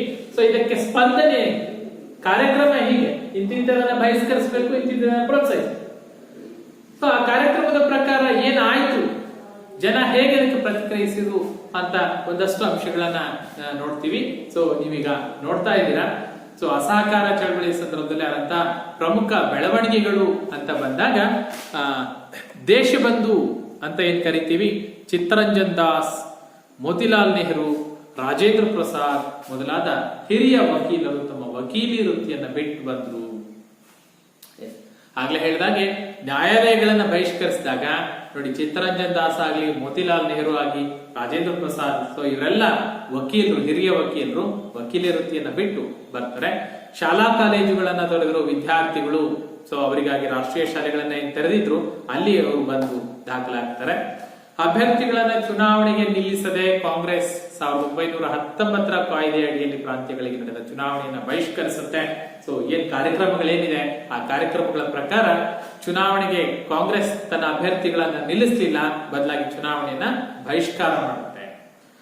ಕಾಶಿ ವಿದ್ಯಾಪೀಠ, ಗುಜರಾತ್ ವಿದ್ಯಾಪೀಠ, ಬಿಹಾರ್ ವಿದ್ಯಾಪೀಠ ಮತ್ತು ಜಾಮಿಯಾ ಮಿಲಿಯಾ ಇಸ್ಲಾಮಿಯಾ ರಾಷ್ಟ್ರೀಯ ವಿದ್ಯಾಲಯಗಳನ್ನ ಸ್ಥಾಪನೆ ಮಾಡುತ್ತೆ. ಅಂದ್ರೆ ರಾಷ್ಟ್ರೀಯ ಶಾಲೆಗಳನ್ನ ಸ್ಥಾಪನೆ ಮಾಡೋದ್ರ ಮೂಲಕ ಬ್ರಿಟಿಷ್ ಶಾಲೆಗಳಿಗೆ ಪ್ರತಿಯಾಗಿ ಭಾರತೀಯ ವಿದ್ಯಾಪೀಠಗಳನ್ನ ಸ್ಥಾಪನೆ ಮಾಡುವ ಕೆಲಸವನ್ನ ಮಾಡುತ್ತೆ. ರವೀಂದ್ರನಾಥ ಠಾಗೋರ್ ತಮ್ಮ ನೈಟ್ಹುಡ್ ಪದವಿಯನ್ನ ಬ್ರಿಟಿಷ್ ಸರ್ಕಾರಕ್ಕೆ ಹಿಂದಿರುಗಿಸಿದ್ರು. ಸೊ ಆ ಮೂಲಕ ಭಾರತೀಯರು ತಮ್ಮ ಪುರಸ್ಕಾರಗಳನ್ನ ವಾಪಸ್ ಮಾಡಿ ಬ್ರಿಟಿಷರಿಗೆ ತಮ್ಮ ಪ್ರತಿರೋಧವನ್ನ ತೋರಿಸ್ತಾರೆ. ನೆಕ್ಸ್ಟ್ ಬಂದ್ಬಿಟ್ಟು ಮಹಿಳೆಯರು ಸೇರಿದಂತೆ ಸಾಮಾನ್ಯರು ಕಾಂಗ್ರೆಸ್ ಹೋರಾಟಕ್ಕೆ ದೇಣಿಗೆಯನ್ನ ಕೊಡ್ತಾರೆ. ಯಾಕೆಂದ್ರೆ ಹೋರಾಟವನ್ನ ಮಾಡ್ಬೇಕಾದಂತ ಸಾಕಷ್ಟು ಹಣದ ಅಗತ್ಯ ಇರುತ್ತೆ, ಖರ್ಚುಗಳಿರುತ್ತೆ. ಹಾಗಾಗಿ ಕಾಂಗ್ರೆಸ್ನ ಹೋರಾಟಕ್ಕೆ ಜನಸಾಮಾನ್ಯರು ಉದಾರವಾಗಿ ದೇಣಿಗೆ ನೀಡ್ತಾರೆ. ವಿದೇಶಿ ವಸ್ತುಗಳನ್ನ ಮಾರಾಟ ಮಾಡ್ತಕ್ಕಂಥ ಅಂಗಡಿಗಳ ಮುಂದೆ ಮುಷ್ಕರ ನಡೆಸಲಾಯಿತು. ನಾವಾಗ್ಲೇ ಹೇಳ್ತಾ ಇದ್ವಿ. ಸೊ ವಿದೇಶಿ ವಸ್ತುಗಳನ್ನ ಬಹಿಷ್ಕಾರ ಮಾಡಿ ಯಾವ ಅಂಗಡಿಗಳು ವಿದೇಶಿ ವಸ್ತುಗಳನ್ನ ಮಾರಾಟ ಮಾಡ್ತಾ ಇದೆ ಅಲ್ಲಿ ಬಹಿಷ್ಕಾರ ಮಾಡ್ತಕ್ಕಂಥ, ಮುಷ್ಕರಗಳನ್ನ ನಡೆಸ್ತಕ್ಕಂಥ, ವಿದೇಶಿ ಬಟ್ಟೆಗಳನ್ನ ಸುಡ್ತಕ್ಕಂಥ ಕೆಲಸವನ್ನ ಭಾರತೀಯರು ಮಾಡೋದ್ರ ಮೂಲಕ ತಮ್ಮ ಪ್ರತಿರೋಧವನ್ನ ವ್ಯಕ್ತಪಡಿಸ್ತಾರೆ. 1921ರಲ್ಲಿ ಪ್ರಿನ್ಸ್ ಆಫ್ ವೇಲ್ಸ್ ರಾಜಕುಮಾರ ಬರ್ತಕ್ಕಂಥ ಕಾರ್ಯಕ್ರಮವನ್ನ ವಿರೋಧಿಸಲಾಯಿತು. ಅಂದ್ರೆ ಭಾರತಕ್ಕೆ ಬ್ರಿಟನ್ನ ರಾಜಕುಮಾರ ಬರುವ ಒಂದು ಕಾರ್ಯಕ್ರಮವನ್ನು ಕೂಡ ವಿರೋಧವನ್ನ ಮಾಡಲಾಗುತ್ತೆ. ಸೊ ಇವೆಲ್ಲ ಅಸಹಕಾರ ಚಳವಳಿಯ ಸಂದರ್ಭದಲ್ಲಿ ನಡೆದಿರ್ತಕ್ಕಂಥ ಪ್ರಮುಖ ಘಟನೆಗಳು. ಅಸಹಕಾರ ಚಳವಳಿಯಿಂದ ಅಸಹಕಾರ ಚಳವಳಿಯ ಉದ್ದೇಶಗಳು ಸಂಪೂರ್ಣವಾಗಿ ಕೈಗೂಡದೇ ಇದ್ರೂ ಕೂಡ ಇದರ ಪರಿಣಾಮ ತುಂಬಾ ಗಂಭೀರ ಸ್ವರೂಪದ ಪರಿಣಾಮಗಳನ್ನ ಈ ಅಸಹಕಾರ ಚಳವಳಿ ಉಂಟು ಮಾಡುತ್ತೆ. ಅಂದ್ರೆ ಈಗಾಗಲೇ ಹೇಳಿದ ಹಾಗೆ ಹಿಂದೂ ಮುಸ್ಲಿಮರಲ್ಲಿ ತಾತ್ಕಾಲಿಕ ತಾತ್ಕಾಲಿಕವಾಗಿ ಅದು ಕಡಿಮೆ ಅವಧಿಗಾದ್ರೂ ಕೂಡ ಒಂದು ಭಾತೃತ್ವದ ಭಾವನೆಯನ್ನ ಬೆಳೆಸಲಿಕ್ಕೆ ಸಾಧ್ಯ ಆಗುತ್ತೆ. ರಾಷ್ಟ್ರೀಯ ಹೋರಾಟ ಅಂತಕ್ಕಂಥದ್ದು ಜನರ ಹೋರಾಟವಾಗಿ, ಜನಸಾಮಾನ್ಯರ ಹೋರಾಟವಾಗಿ ರೂಪಾಂತರಗೊಳ್ತಕ್ಕಂಥ ಒಂದು ಕಾಲಘಟ್ಟ ಈ ಅಸಹಕಾರ ಚಳವಳಿ ಆಗಿದೆ. ಸೊ ಹಾಗೇನೆ ಹೋರಾಟ ಅಂತಕ್ಕಂಥದ್ದು ಕೇವಲ ನಗರ ಪ್ರದೇಶಗಳಿಗೆ ಅಷ್ಟೇ ಸೀಮಿತವಾಗಿದೆ. ಗ್ರಾಮಾಂತರ ಪ್ರದೇಶಗಳಿಗೂ ಹೋರಾಟದ ಕಿಚ್ಚು ಹರಡುತ್ತೆ. ಜನಸಾಮಾನ್ಯರು ಕೂಡ ಗ್ರಾಮೀಣ ಪ್ರದೇಶದಲ್ಲಿ ಸ್ವತಂತ್ರ ಹೋರಾಟದ ವಿರುದ್ಧ ಸ್ವತಂತ್ರ ಹೋರಾಟಕ್ಕೆ ತಮ್ಮ ಕೈಲಾದ ದೇಣಿಗೆಯನ್ನು ನೀಡೋದ್ರ ಮೂಲಕ ಸಂಪೂರ್ಣವಾಗಿ ತೊಡಗಿಸಿಕೊಳ್ಳಿಕ್ಕೆ ಸಾಧ್ಯ ಆಗುತ್ತೆ. ಸೊ ಇದಿಷ್ಟು ನಾವು ಅಸಹಕಾರ ಚಳವಳಿ, ಅದರ ಉದ್ದೇಶ, ಅದರ ಕಾರ್ಯಕ್ರಮಗಳು ಮತ್ತು ನಡೆದಿರ್ತಕ್ಕಂಥ ಪ್ರಮುಖ ಘಟನೆಗಳು, ಅದರ ಪರಿಣಾಮಗಳ ಬಗ್ಗೆ ನಾವು ಇಷ್ಟೊತ್ತು ಅಭ್ಯಾಸ ಮಾಡಿದ್ವಿ. ಬಹಳ ಮುಖ್ಯವಾಗಿ ತಿಳ್ಕೊಳ್ಬೇಕಾಗಿರ್ತಕ್ಕಂಥದ್ದು, ಅಸಹಕಾರ ಚಳವಳಿ ಕೊನೆ ಆಯ್ತಲ್ಲ, ಗಾಂಧೀಜಿಯವರ ಅಸಹಕಾರ ಚಳವಳಿಯನ್ನು ವಾಪಸ್ ತೆಗೆದುಕೊಳ್ತಾರಲ್ಲ, ಅದಕ್ಕೆ ಕಾರಣ. ಅದನ್ನ ಬಹಳ ಪ್ರಮುಖವಾಗಿ ಚೌರಿ ಚೌರ ಅಂತಕ್ಕಂಥ ಒಂದು ಘಟನೆ. ಅಸಹಕಾರ ಚಳವಳಿಯನ್ನು ಗಾಂಧೀಜಿ ಹಿಂತೆಗೆದುಕೊಳ್ಳಿಕ್ಕೆ ಕಾರಣ ಆಗಿದ್ದು ಈ ಚೌರಿ ಚೌರ ಅಂತಕ್ಕಂಥ ಘಟನೆ. ಎಲ್ಲಿ ಬಂತು ಚೌರಿ ಚೌರ ಅಂತ ನೋಡಿದ್ರೆ, ಉತ್ತರ ಪ್ರದೇಶ ರಾಜ್ಯದ ಗೋರಖ್ಪುರ ಜಿಲ್ಲೆಯಲ್ಲಿ ಕಂಡು ಬರ್ತಕ್ಕಂಥ ಒಂದು ಸ್ಥಳ ಚೌರಿ ಚೌರ ಅಂತ. ಈ ಚೌರಿ ಚೌರದಲ್ಲಿ ಒಂದು ಘಟನೆ ನಡೆಯುತ್ತೆ. ಏನ್ ಘಟನೆ ನಡೆಯುತ್ತೆ ಅಂತ ನೋಡಿದ್ರೆ, ಫೆಬ್ರವರಿ 5 ನೆನಪಿಟ್ಕೊಳ್ಳಿ, ಫೆಬ್ರವರಿ 5, 1922ರಲ್ಲಿ ಈ ಚೌರಿ ಚೌರ ಅಂತಕ್ಕಂಥ ಪ್ರದೇಶದಲ್ಲಿ ಸುಮಾರು 3,000 ಜನ ರೈತರು ಚೌರಿ ಚೌರ ಅಂತಕ್ಕಂಥ ಒಂದು ಪ್ರದೇಶದಲ್ಲಿ ಪೊಲೀಸ್ ಠಾಣೆಯ ಮುಂದೆ ಪ್ರತಿಭಟನೆಯನ್ನ ಮಾಡ್ತಾರೆ. 3,000 ಜನ ರೈತರು ಚೌರಿ ಚೌರಾದಲ್ಲಿರ್ತಕ್ಕಂಥ ಪೊಲೀಸ್ ಸ್ಟೇಷನ್ ನ ಎದುರು ಪ್ರತಿಭಟನೆ ಮಾಡ್ತಾ ಇದ್ರು. ಯಾಕೆ ಪ್ರತಿಭಟನೆ ಮಾಡ್ತಾ ಇದ್ರು ಅಂದ್ರೆ ಅದಕ್ಕೊಂದು ಕಾರಣ. ಏನ್ ಕಾರಣ ಅಂತ ಹೇಳಿದ್ರೆ, ಕಾಂಗ್ರೆಸ್ನ ಮುಂದಾಳತ್ವದಲ್ಲಿ ಕಾಂಗ್ರೆಸ್ನ ಕಾರ್ಯಕರ್ತರು ಮದ್ಯದ ಅಂಗಡಿಯ ಮುಂದೆ ಪ್ರತಿಭಟನೆ ಮಾಡ್ತಾ ಇರ್ತಾರೆ. ಮದ್ಯದ ಅಂಗಡಿಗಳ ಮುಂದೆ ಪ್ರತಿಭಟನೆ ಮಾಡ್ತಾ ಇರ್ತಾರೆ. ಅಂದ್ರೆ ಮದ್ಯದ ಅಂಗಡಿಗಳನ್ನ ಬಂದ್ ಮಾಡಿಸೋ ಸಲುವಾಗಿ, ಮದ್ಯದ ಹೋರಾಟ ಮಾಡ್ತಕ್ಕಂಥ ಸಲುವಾಗಿ ಪ್ರತಿಭಟನೆ ಮಾಡ್ತಾ ಇದ್ದಾರೆ. ಮದ್ಯದ ಅಂಗಡಿ ಮುಂದೆ ಪ್ರತಿಭಟನೆ ಮಾಡ್ತಾ ಇರ್ತಕ್ಕಂಥ ಕಾಂಗ್ರೆಸ್ ಕಾರ್ಯಕರ್ತರನ್ನ ಈ ಬ್ರಿಟಿಷ್ ಪೊಲೀಸ್ ಏನ್ ಮಾಡ್ತಾರೆ, ಅವರಿಗೆ ಥಳಿಸಿರ್ತಾರೆ. ಅಂದ್ರೆ ಅವ್ರ ಮೇಲೆ ಹಲ್ಲೆ ಮಾಡಿರ್ತಾರೆ, ಅವ್ರಿಗೆ ಹೊಡೆದಿರ್ತಾರೆ. ಸೊ ಯಾವಾಗ ಕಾಂಗ್ರೆಸ್ ಕಾರ್ಯಕರ್ತರನ್ನ ಬ್ರಿಟಿಷ್ ಪೊಲೀಸರು ಹೊಡಿತಾರೆ, ಆ ಸಂದರ್ಭದಲ್ಲಿ ರೈತರೆಲ್ಲ ಒಂದಾಗ್ಬಿಟ್ಟು ಪೊಲೀಸ್ ಸ್ಟೇಷನ್ ನ ಎದುರು ಸುಮಾರು 3,000 ಜನ ಚೌರಿ ಚೌರಾದ ಪೊಲೀಸ್ ಠಾಣೆ ಎದುರು ಪ್ರತಿಭಟನೆ ಮಾಡ್ತಾರೆ. ಆದ್ರೆ ಪರಿಸ್ಥಿತಿ ಏನಾಗ್ಬಿಡುತ್ತೆ ಅಂತಂದ್ರೆ, ಯಾಕೆ ಪ್ರತಿಭಟನೆ ನಡೀತಾ ಇದೆ, ಏನು ವಿಚಾರಣೆ ಮಾಡದೆ, ಮಾತುಕತೆಗಳನ್ನ ನಡೆಸದೆ ಈ ಬ್ರಿಟಿಷ್ ಸರ್ಕಾರ ಏನ್ ಮಾಡುತ್ತೆ, ಪ್ರತಿಭಟನಾಕಾರರ ಮೇಲೆ ಗುಂಡಿನ ದಾಳಿಯನ್ನು ನಡೆಸಲಿಕ್ಕೆ ಪ್ರಯತ್ನವನ್ನು ಮಾಡುತ್ತೆ. ಆ ಸಂದರ್ಭದಲ್ಲಿ ಕೆರಳಿರ್ತಕ್ಕಂಥ ರೈತರು ಬ್ರಿಟಿಷ್ ಪೊಲೀಸ್ ಠಾಣೆಗೆ ನುಗ್ಗಿ ಆ ಠಾಣೆಗೆ ಬೆಂಕಿ ಹಚ್ಚತಕ್ಕಂಥ ಪ್ರಯತ್ನವನ್ನು ಮಾಡ್ತಾರೆ. ಬೆಂಕಿ ಹಚ್ತಾರೆ, ಗುಂಡು ಹಾರಿಸಿದ್ರು. ಪೊಲೀಸರ ವಿರುದ್ಧ ಪ್ರತಿಭಟನೆಯನ್ನ ನಡೆಸ್ತಾ ಇದ್ರು. ಅದಕ್ಕೆ ಕಾರಣ ನಾ ಈಗಾಗಲೇ ಹೇಳಿದಾಗೆ ಮದ್ಯದ ಅಂಗಡಿ ಮುಂದೆ ಮಾಡ್ತಿದ್ದ ಪ್ರತಿಭಟನೆ. ಅವಾಗ ಪೊಲೀಸರು ಕಾಂಗ್ರೆಸ್ ಕಾರ್ಯಕರ್ತರನ್ನ ಥಳಿಸಿದ್ರು. ಆ ನಂತರದಲ್ಲಿ ಏನಾಗುತ್ತೆ, ಪೊಲೀಸರು ರೈತರ ಮೇಲೆ ಗುಂಡು ಹಾರಿಸ್ತಕ್ಕಂಥ ಪ್ರಯತ್ನವನ್ನ ಮಾಡ್ತಾರೆ. ಸೊ ಆ ಸಂದರ್ಭದಲ್ಲಿ ರೊಚ್ಚಿಗೆದ್ದಿರ್ತಕ್ಕಂಥ ರೈತರು ಇಡೀ ಪೊಲೀಸ್ ಠಾಣೆಗೆ ಬೆಂಕಿ ಹಚ್ತಾರೆ. ಆ ತೀವ್ರತೆ ಎಷ್ಟಿತ್ತು ಅಂತ ಹೇಳಿದ್ರೆ, ಆ ಬೆಂಕಿಗೆ ಸುಮಾರು ಆ ಠಾಣೆಯ ಒಳಗಿದ್ದಂತಹ 22 ಜನ ಪೊಲೀಸರು ಸಜೀವವಾಗಿ ದಹನ ಆದರು ಅಂತ ಹೇಳ್ತಾರೆ. ಇದನ್ನ ನಾವು ಚೌರಿ ಚೌರ ಘಟನೆಯಲ್ಲಿ ಅಭ್ಯಾಸ ಮಾಡ್ತೀವಿ. ಆ ಚೌರಿ ಚೌರ ಘಟನೆಯಲ್ಲಿ ಪೊಲೀಸ್ ಠಾಣೆಗೆ ಉದ್ರಿಕ್ತ ರೈತರ ಗುಂಪು ಪೊಲೀಸ್ ಠಾಣೆಯನ್ನ ಸುತ್ತುವರೆದ್ಬಿಟ್ಟು ಬೆಂಕಿ ಹಚ್ತಾರೆ. ಆ ಬೆಂಕಿಯಲ್ಲಿ ಸುಮಾರು 22 ಜನ ಪೊಲೀಸರು ಸಜೀವ ದಹನ ಆದರು. ಸೊ ಈ ಘಟನೆ ಗಾಂಧೀಜಿಯವರಿಗೆ ತುಂಬಾ ಚಿಂತೆಗೆ ಈಡು ಮಾಡುತ್ತೆ. ಅಂದ್ರೆ ಇನ್ನು ಭಾರತೀಯರಿಗೆ ಅಹಿಂಸಾತ್ಮಕವಾಗಿ ಹೋರಾಡಲಿಕ್ಕೆ ಬೇಕಾದಂತಹ ಮನಸ್ಥಿತಿ ಬಂದಿಲ್ಲ. ಸೊ ಅಹಿಂಸಾತ್ಮಕ ಹೋರಾಟಕ್ಕೆ ಇನ್ನು ಕಾಲ ಪಕ್ವವಾಗಿಲ್ಲ, ಇನ್ನು ಕಾಯಬೇಕಾದ ಅನಿವಾರ್ಯತೆ ಇದೆ ಅಂತ ಹೇಳಿ ಗಾಂಧೀಜಿ ಈ ಚೌರಿ ಚೌರ ಘಟನೆ ಹಿಂಸೆಯಿಂದ ಮನನೊಂದಿರ್ತಕ್ಕಂಥ ಗಾಂಧೀಜಿ 1922 ನೋಡಿ, ಫೆಬ್ರವರಿ 12ಕ್ಕೆ ಈ ಅಸಹಕಾರ ಚಳವಳಿನ ವಾಪಸ್ ತೆಗೆದುಕೊಳ್ತಾರೆ, ಹಿಂತೆಗೆದುಕೊಳ್ತಾರೆ. ಫೆಬ್ರವರಿ 5ಕ್ಕೆ ಚೌರಿ ಚೌರ ಘಟನೆ ಆಯಿತು. ಸೊ ಈ ಘಟನೆಯ ನಂತರದಲ್ಲಿ ಅದೇ ಫೆಬ್ರವರಿ 12ನೇ ತಾರೀಕು ಅವರು ಚೌರಿ ಚೌರ ಘಟನೆಯಿಂದ ನೊಂದ್ಬಿಟ್ಟು ಅಸಹಕಾರ ಚಳವಳಿನ ವಾಪಸ್ ತೆಗೆದುಕೊಳ್ತಾರೆ. ಸೊ ವಾಪಸ್ ತೆಗೆದುಕೊಂಡ್ರು ಕೂಡ ಬ್ರಿಟಿಷ್ ಸರ್ಕಾರ ಏನ್ ಮಾಡುತ್ತೆ ಅಂದ್ರೆ ಗಾಂಧೀಜಿ ಭಾರತೀಯರಿಗೆ, ಜನಸಾಮಾನ್ಯರಿಗೆ ಹೋರಾಟಕ್ಕೆ ಕುಮ್ಮಕ್ಕು ಕೊಡ್ತಾ ಇದ್ದಾರೆ, ಪ್ರಚೋದನೆ ಕೊಡ್ತಾ ಇದ್ದಾರೆ ಅನ್ನೋ ಆರೋಪದಡಿ ಮಾರ್ಚ್ 10ನೇ ತಾರೀಕು 1922ಕ್ಕೆ ಗಾಂಧೀಜಿಯವರನ್ನ ಬಂಧಿಸಿ ಕಾರಾಗೃಹಕ್ಕೆ ಹಾಕ್ತಾರೆ. ಎಷ್ಟು ವರ್ಷ? 6 ವರ್ಷಗಳ ಕಾರಾಗೃಹ ಶಿಕ್ಷೆಯನ್ನು ವಿಧಿಸಿ ಅವ್ರನ್ನ ಕಾರಾಗೃಹಕ್ಕೆ ಹಾಕ್ತಾರೆ, ಜೈಲಿಗೆ ಹಾಕ್ತಾರೆ.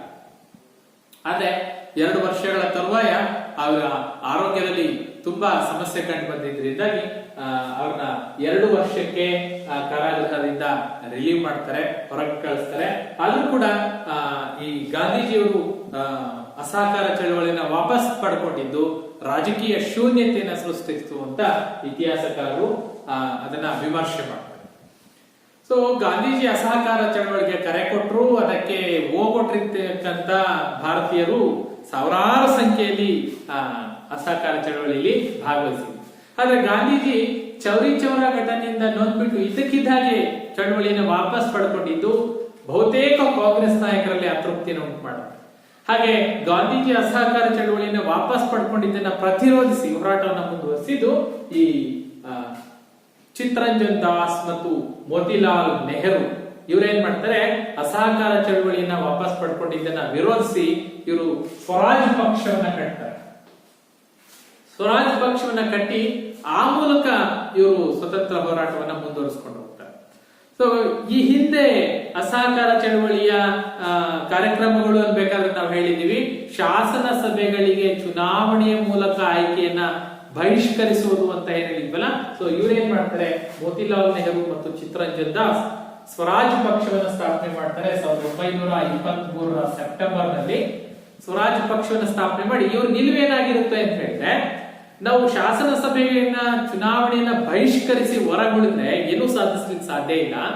ಬದಲಾಗಿ ಚುನಾವಣೆಯಲ್ಲಿ ನಾವು ಸ್ಪರ್ಧೆ ಮಾಡಬೇಕು, ಆಯ್ಕೆ ಆಗ್ಬೇಕು, ಆಯ್ಕೆಯಾಗಿ ಶಾಸನ ಸಭೆಗಳಿಗೆ ಹೋಗಿ ಅಲ್ಲಿ ಬ್ರಿಟಿಷರ ಕಲಾಪಗಳಿಗೆ ಕಾರ್ಯಕಲಾಪಗಳಿಗೆ ಅಡ್ಡಿಯನ್ನು ಮಾಡಬೇಕು ಅನ್ನೋದು ಅವರ ನಿಲುವಾಗಿರುತ್ತೆ.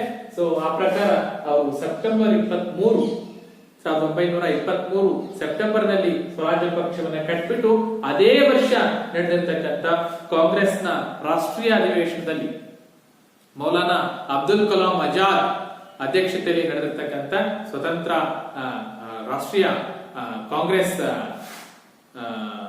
ಅಧಿವೇಶನದಲ್ಲಿ ಚುನಾವಣೆಯಲ್ಲಿ ಸ್ಪರ್ಧೆ ಮಾಡಲಿಕ್ಕೆ ಒಪ್ಪಿಗೆಯನ್ನು ಪಡೆದುಕೊಂಡು 1923 ನವೆಂಬರ್ ನಲ್ಲಿ ನಡೆದಿರ್ತಕ್ಕಂಥ ಚುನಾವಣೆಯಲ್ಲಿ, ಶಾಸನ ಸಭೆಗಳಿಗೆ ನಡೆದಿರ್ತಕ್ಕಂಥ ಚುನಾವಣೆಯಲ್ಲಿ ಸುಮಾರು 101 ಸ್ಥಾನಗಳಿಗೆ ಚುನಾವಣೆ ನಡೆಯುತ್ತೆ. ಆ 101 ಸ್ಥಾನಗಳಿಗೆ ಸ್ಪರ್ಧೆ ಮಾಡಿ 42 ಸ್ಥಾನಗಳಲ್ಲಿ ಸ್ವರಾಜ್ ಪಕ್ಷ ಗೆಲುವನ್ನು ಸಾಧಿಸುವುದರ ಮೂಲಕ ಶಾಸನ ಸಭೆಯನ್ನ ಪ್ರವೇಶಿಸಿ ಅಲ್ಲಿ ಬ್ರಿಟಿಷರ ವಿರುದ್ಧ ಅವರ ಕಾರ್ಯಕಲಾಪಗಳನ್ನ ಅಡ್ಡಿಪಡಿಸ್ತಕ್ಕಂಥ, ಪ್ರತಿಭಟನೆ ಮಾಡ್ತಕ್ಕಂಥ ಕೆಲಸವನ್ನ ಈ ಸ್ವರಾಜ್ ಪಕ್ಷದ ನೇತೃತ್ವದಲ್ಲಿ ಮೋತಿಲಾಲ್ ನೆಹರು ಮತ್ತು ಚಿತ್ತರಂಜನ್ ದಾಸ್ ಇವರ ಪ್ರಯತ್ನದ ಫಲವಾಗಿ ಮುನ್ನಡೆಕೊಂಡು ಹೋಗುತ್ತೆ. ಸೊ ಇದಿಷ್ಟು ಅಂದ್ರೆ ಸ್ವರಾಜ್ ಪಕ್ಷದವರೆಗೆ ಎಲ್ಲಿಂದ ಅಸಹಕಾರ ಚಳವಳಿ ಕಲ್ಕತ್ತಾ ಅಧಿವೇಶನದಲ್ಲಿ ಅಲ್ಲಿಂದ ಶುರುವಾಗ್ಬಿಟ್ಟು ಏನು ಕಾರ್ಯಕ್ರಮಗಳಾಯ್ತು, ಯಾಕೆ ಗಾಂಧೀಜಿಯವರು ವಾಪಸ್ ತೆಗೆದುಕೊಳ್ತಾರೆ ಚೌರಿ ಚೌರ ಘಟನೆಯ ನಂತರದಲ್ಲಿ, ಜೊತೆಗೆ ಸ್ವರಾಜ್ ಪಕ್ಷ ಸ್ಥಾಪನೆ ಆಗಿದ್ದಾಗ. ಸೊ ಇಷ್ಟು ಅಂಶಗಳನ್ನ ಅಸಹಕಾರ ಚಳವಳಿಗೆ ಸಂಬಂಧಪಟ್ಟ ಹಾಗೆ ನೆನ್ಪಿಟ್ಟು. ನೆಕ್ಸ್ಟ್ ಬಂದ್ಬಿಟ್ಟು ಈ ನಾಗರಿಕ ಕಾಯ್ದೆ ಭಂಗ ಚಳವಳಿ ಅಂತ ಏನ್ ಕರಿತೀವಿ, ಈ ಚಳವಳಿ ಆರಂಭ ಆಗಕ್ಕೆ ಕಾರಣವಾದ ಸನ್ನಿವೇಶಗಳು ಅಂತ ನೆಕ್ಸ್ಟ್ ಅಲ್ಲಿ ಅಭ್ಯಾಸ ಮಾಡಿ. ನಾಗರಿಕ ಕಾಯ್ದೆ ಭಂಗ ಅಂದ್ರೆ ಕಾನೂನು ಭಂಗ ಚಳವಳಿ ಆರಂಭವಾಗಲಿಕ್ಕೆ ಕಾರಣವಾದ ಸನ್ನಿವೇಶಗಳೇನು? ಈಗಾಗಲೇ ಅಸಹಕಾರ ಚಳವಳಿ ಏನಾಗಿದೆ ಅನ್ನೋದನ್ನ ನಾವು ಅಭ್ಯಾಸ ಮಾಡಿದ್ವಿ. ಸೊ ಅಸಹಕಾರ ಚಳವಳಿಯ ನಂತರದಲ್ಲಿ ಬ್ರಿಟಿಷರ ವಿರುದ್ಧ ಹೋರಾಡಿರ್ತಕ್ಕಂಥ ಒಂದು ಪ್ರಮುಖ ಹೋರಾಟ ಅಂತಂದ್ರೆ ಅದು ಕಾನೂನು ಭಂಗ ಚಳವಳಿ ಅಥವಾ ಕಾಯ್ದೆ ಭಂಗ ಚಳವಳಿ, ಉಪ್ಪಿನ ಸತ್ಯಾಗ್ರಹ ಅಂತ ಹೇಳ್ತೀವಿ. ಸೊ ಇದಕ್ಕೆ ಕಾರಣವಾದ ಅಂಶಗಳು, ಸನ್ನಿವೇಶಗಳು ಏನು ಅಂತ ನೋಡೋದಾದ್ರೆ, ಭಾರತಕ್ಕೆ ಒಂದು ಆಯೋಗವನ್ನ ಬ್ರಿಟನ್ ಸರ್ಕಾರ ಕಳಿಸಿದೆ. ಎಷ್ಟರಲ್ಲಿ 1927. ಬಹಳ ಮುಖ್ಯ. ಪ್ರತಿಯೊಂದು ಘಟನೆಗೂ ಸಂಬಂಧಪಟ್ಟ ಹಾಗೆ ಇಸ್ವಿಗಳನ್ನ ನೆನ್ಪಿಟ್ಕೊಳ್ಳಿ, ಜೊತೆಗೆ ಅದನ್ನ ಪಾಯಿಂಟ್ ಮಾಡ್ಕೊಳ್ಳಿ. 1927ರಲ್ಲಿ ಭಾರತಕ್ಕೆ ಒಂದು ಸೈಮನ್ ಕಮಿಷನ್ ಅನ್ನ ಬ್ರಿಟನ್ ಗವರ್ಮೆಂಟ್ ಕಳಿಸಿದೆ. Simon commission. ಈ ಸೈಮನ್ ಕಮಿಷನ್ ಅನ್ನ ಭಾರತಕ್ಕೆ ಯಾಕೆ ಕಳಿಸಿರು ಬ್ರಿಟನ್ ಗವರ್ಮೆಂಟ್ ಅಂತ ಹೇಳಿದ್ರೆ ಅದಕ್ಕೆ ಕಾರಣ ಇದೆ. ಏನ್ ಕಾರಣ ಅಂತ ಹೇಳಿದ್ರೆ 1919ರಲ್ಲಿ ಬ್ರಿಟನ್ ಸರ್ಕಾರ ಒಂದು ಕಾಯ್ದೆಯನ್ನ ರೂಪಿಸಿತ್ತು. ನಾವು ಹಿಂದಿನ ತರಗತಿಗಳಲ್ಲಿ ಅಭ್ಯಾಸ ಮಾಡಿದೀವಿ. ಬ್ರಿಟಿಷ್ ಆಳ್ವಿಕೆಯ ಪರಿಣಾಮಗಳು ಅಂತ ಬಂದಾಗ ಅಲ್ಲಿ ಕಾಯ್ದೆಗಳು ಸುಮಾರಷ್ಟು ಬರ್ತಾ ಇದೆ. ಆ ಕಾಯ್ದೆಗಳಲ್ಲಿ 1919ರ ಕಾಯ್ದೆಯ ಪ್ರಮುಖ ಅಂಶಗಳನ್ನ ಅಭ್ಯಾಸ ಮಾಡಿದ್ವಿ ಅಲ್ವಾ. ಮಾಂಟೆಗೋ ಚೆಮ್ಸ್ಫರ್ಡ್ ಕಾಯ್ದೆ ಅಂತ. ಈ ಕಾಯ್ದೆಯ ಅನುಷ್ಠಾನ ಮತ್ತು ಪರಿಣಾಮಗಳನ್ನ ವಿಮರ್ಶೆ ಮಾಡುವ ಸಲುವಾಗಿ ಸೈಮನ್ ಅಧ್ಯಕ್ಷತೆಯಲ್ಲಿ ಒಂದು ಆಯೋಗ ಭಾರತಕ್ಕೆ ಬರುತ್ತೆ. ಹಾಗಾಗಿ ಅದನ್ನ ಸೈಮನ್ ಕಮಿಷನ್ ಅಂತ ಕರೀತಾರೆ. ಸೈಮನ್ ಕಮಿಷನ್ ಅನ್ನ ಭಾರತಕ್ಕೆ ಕಳಿಸಿದ್ದು ಈ 1919ರ ಕಾಯ್ದೆಯ ಅನುಷ್ಠಾನ ಎಷ್ಟು ಮಟ್ಟಿಗಾಗಿದೆ, ಜೊತೆಗೆ ಅದರ ಪರಿಣಾಮಗಳೇನು ಅನ್ನೋದನ್ನ ಅಧ್ಯಯನ ಮಾಡಿ ಅದು ಬ್ರಿಟನ್ ಗವರ್ಮೆಂಟ್ಗೆ ಒಂದು ವರದಿಯನ್ನು ಕೊಡಬೇಕಾಗಿದೆ. ಆದ್ರೆ ಈ ಸೈಮನ್ ಕಮಿಷನ್ ಅನ್ನ ಭಾರತೀಯರು ವಿರೋಧಿಸ್ತಾರೆ. ಸೈಮನ್ ಕಮಿಷನ್ ಭಾರತಕ್ಕೆ ಬರುತ್ತೆ. ಯಾವ ಬರುತ್ತೆ? ಫೆಬ್ರವರಿ 3,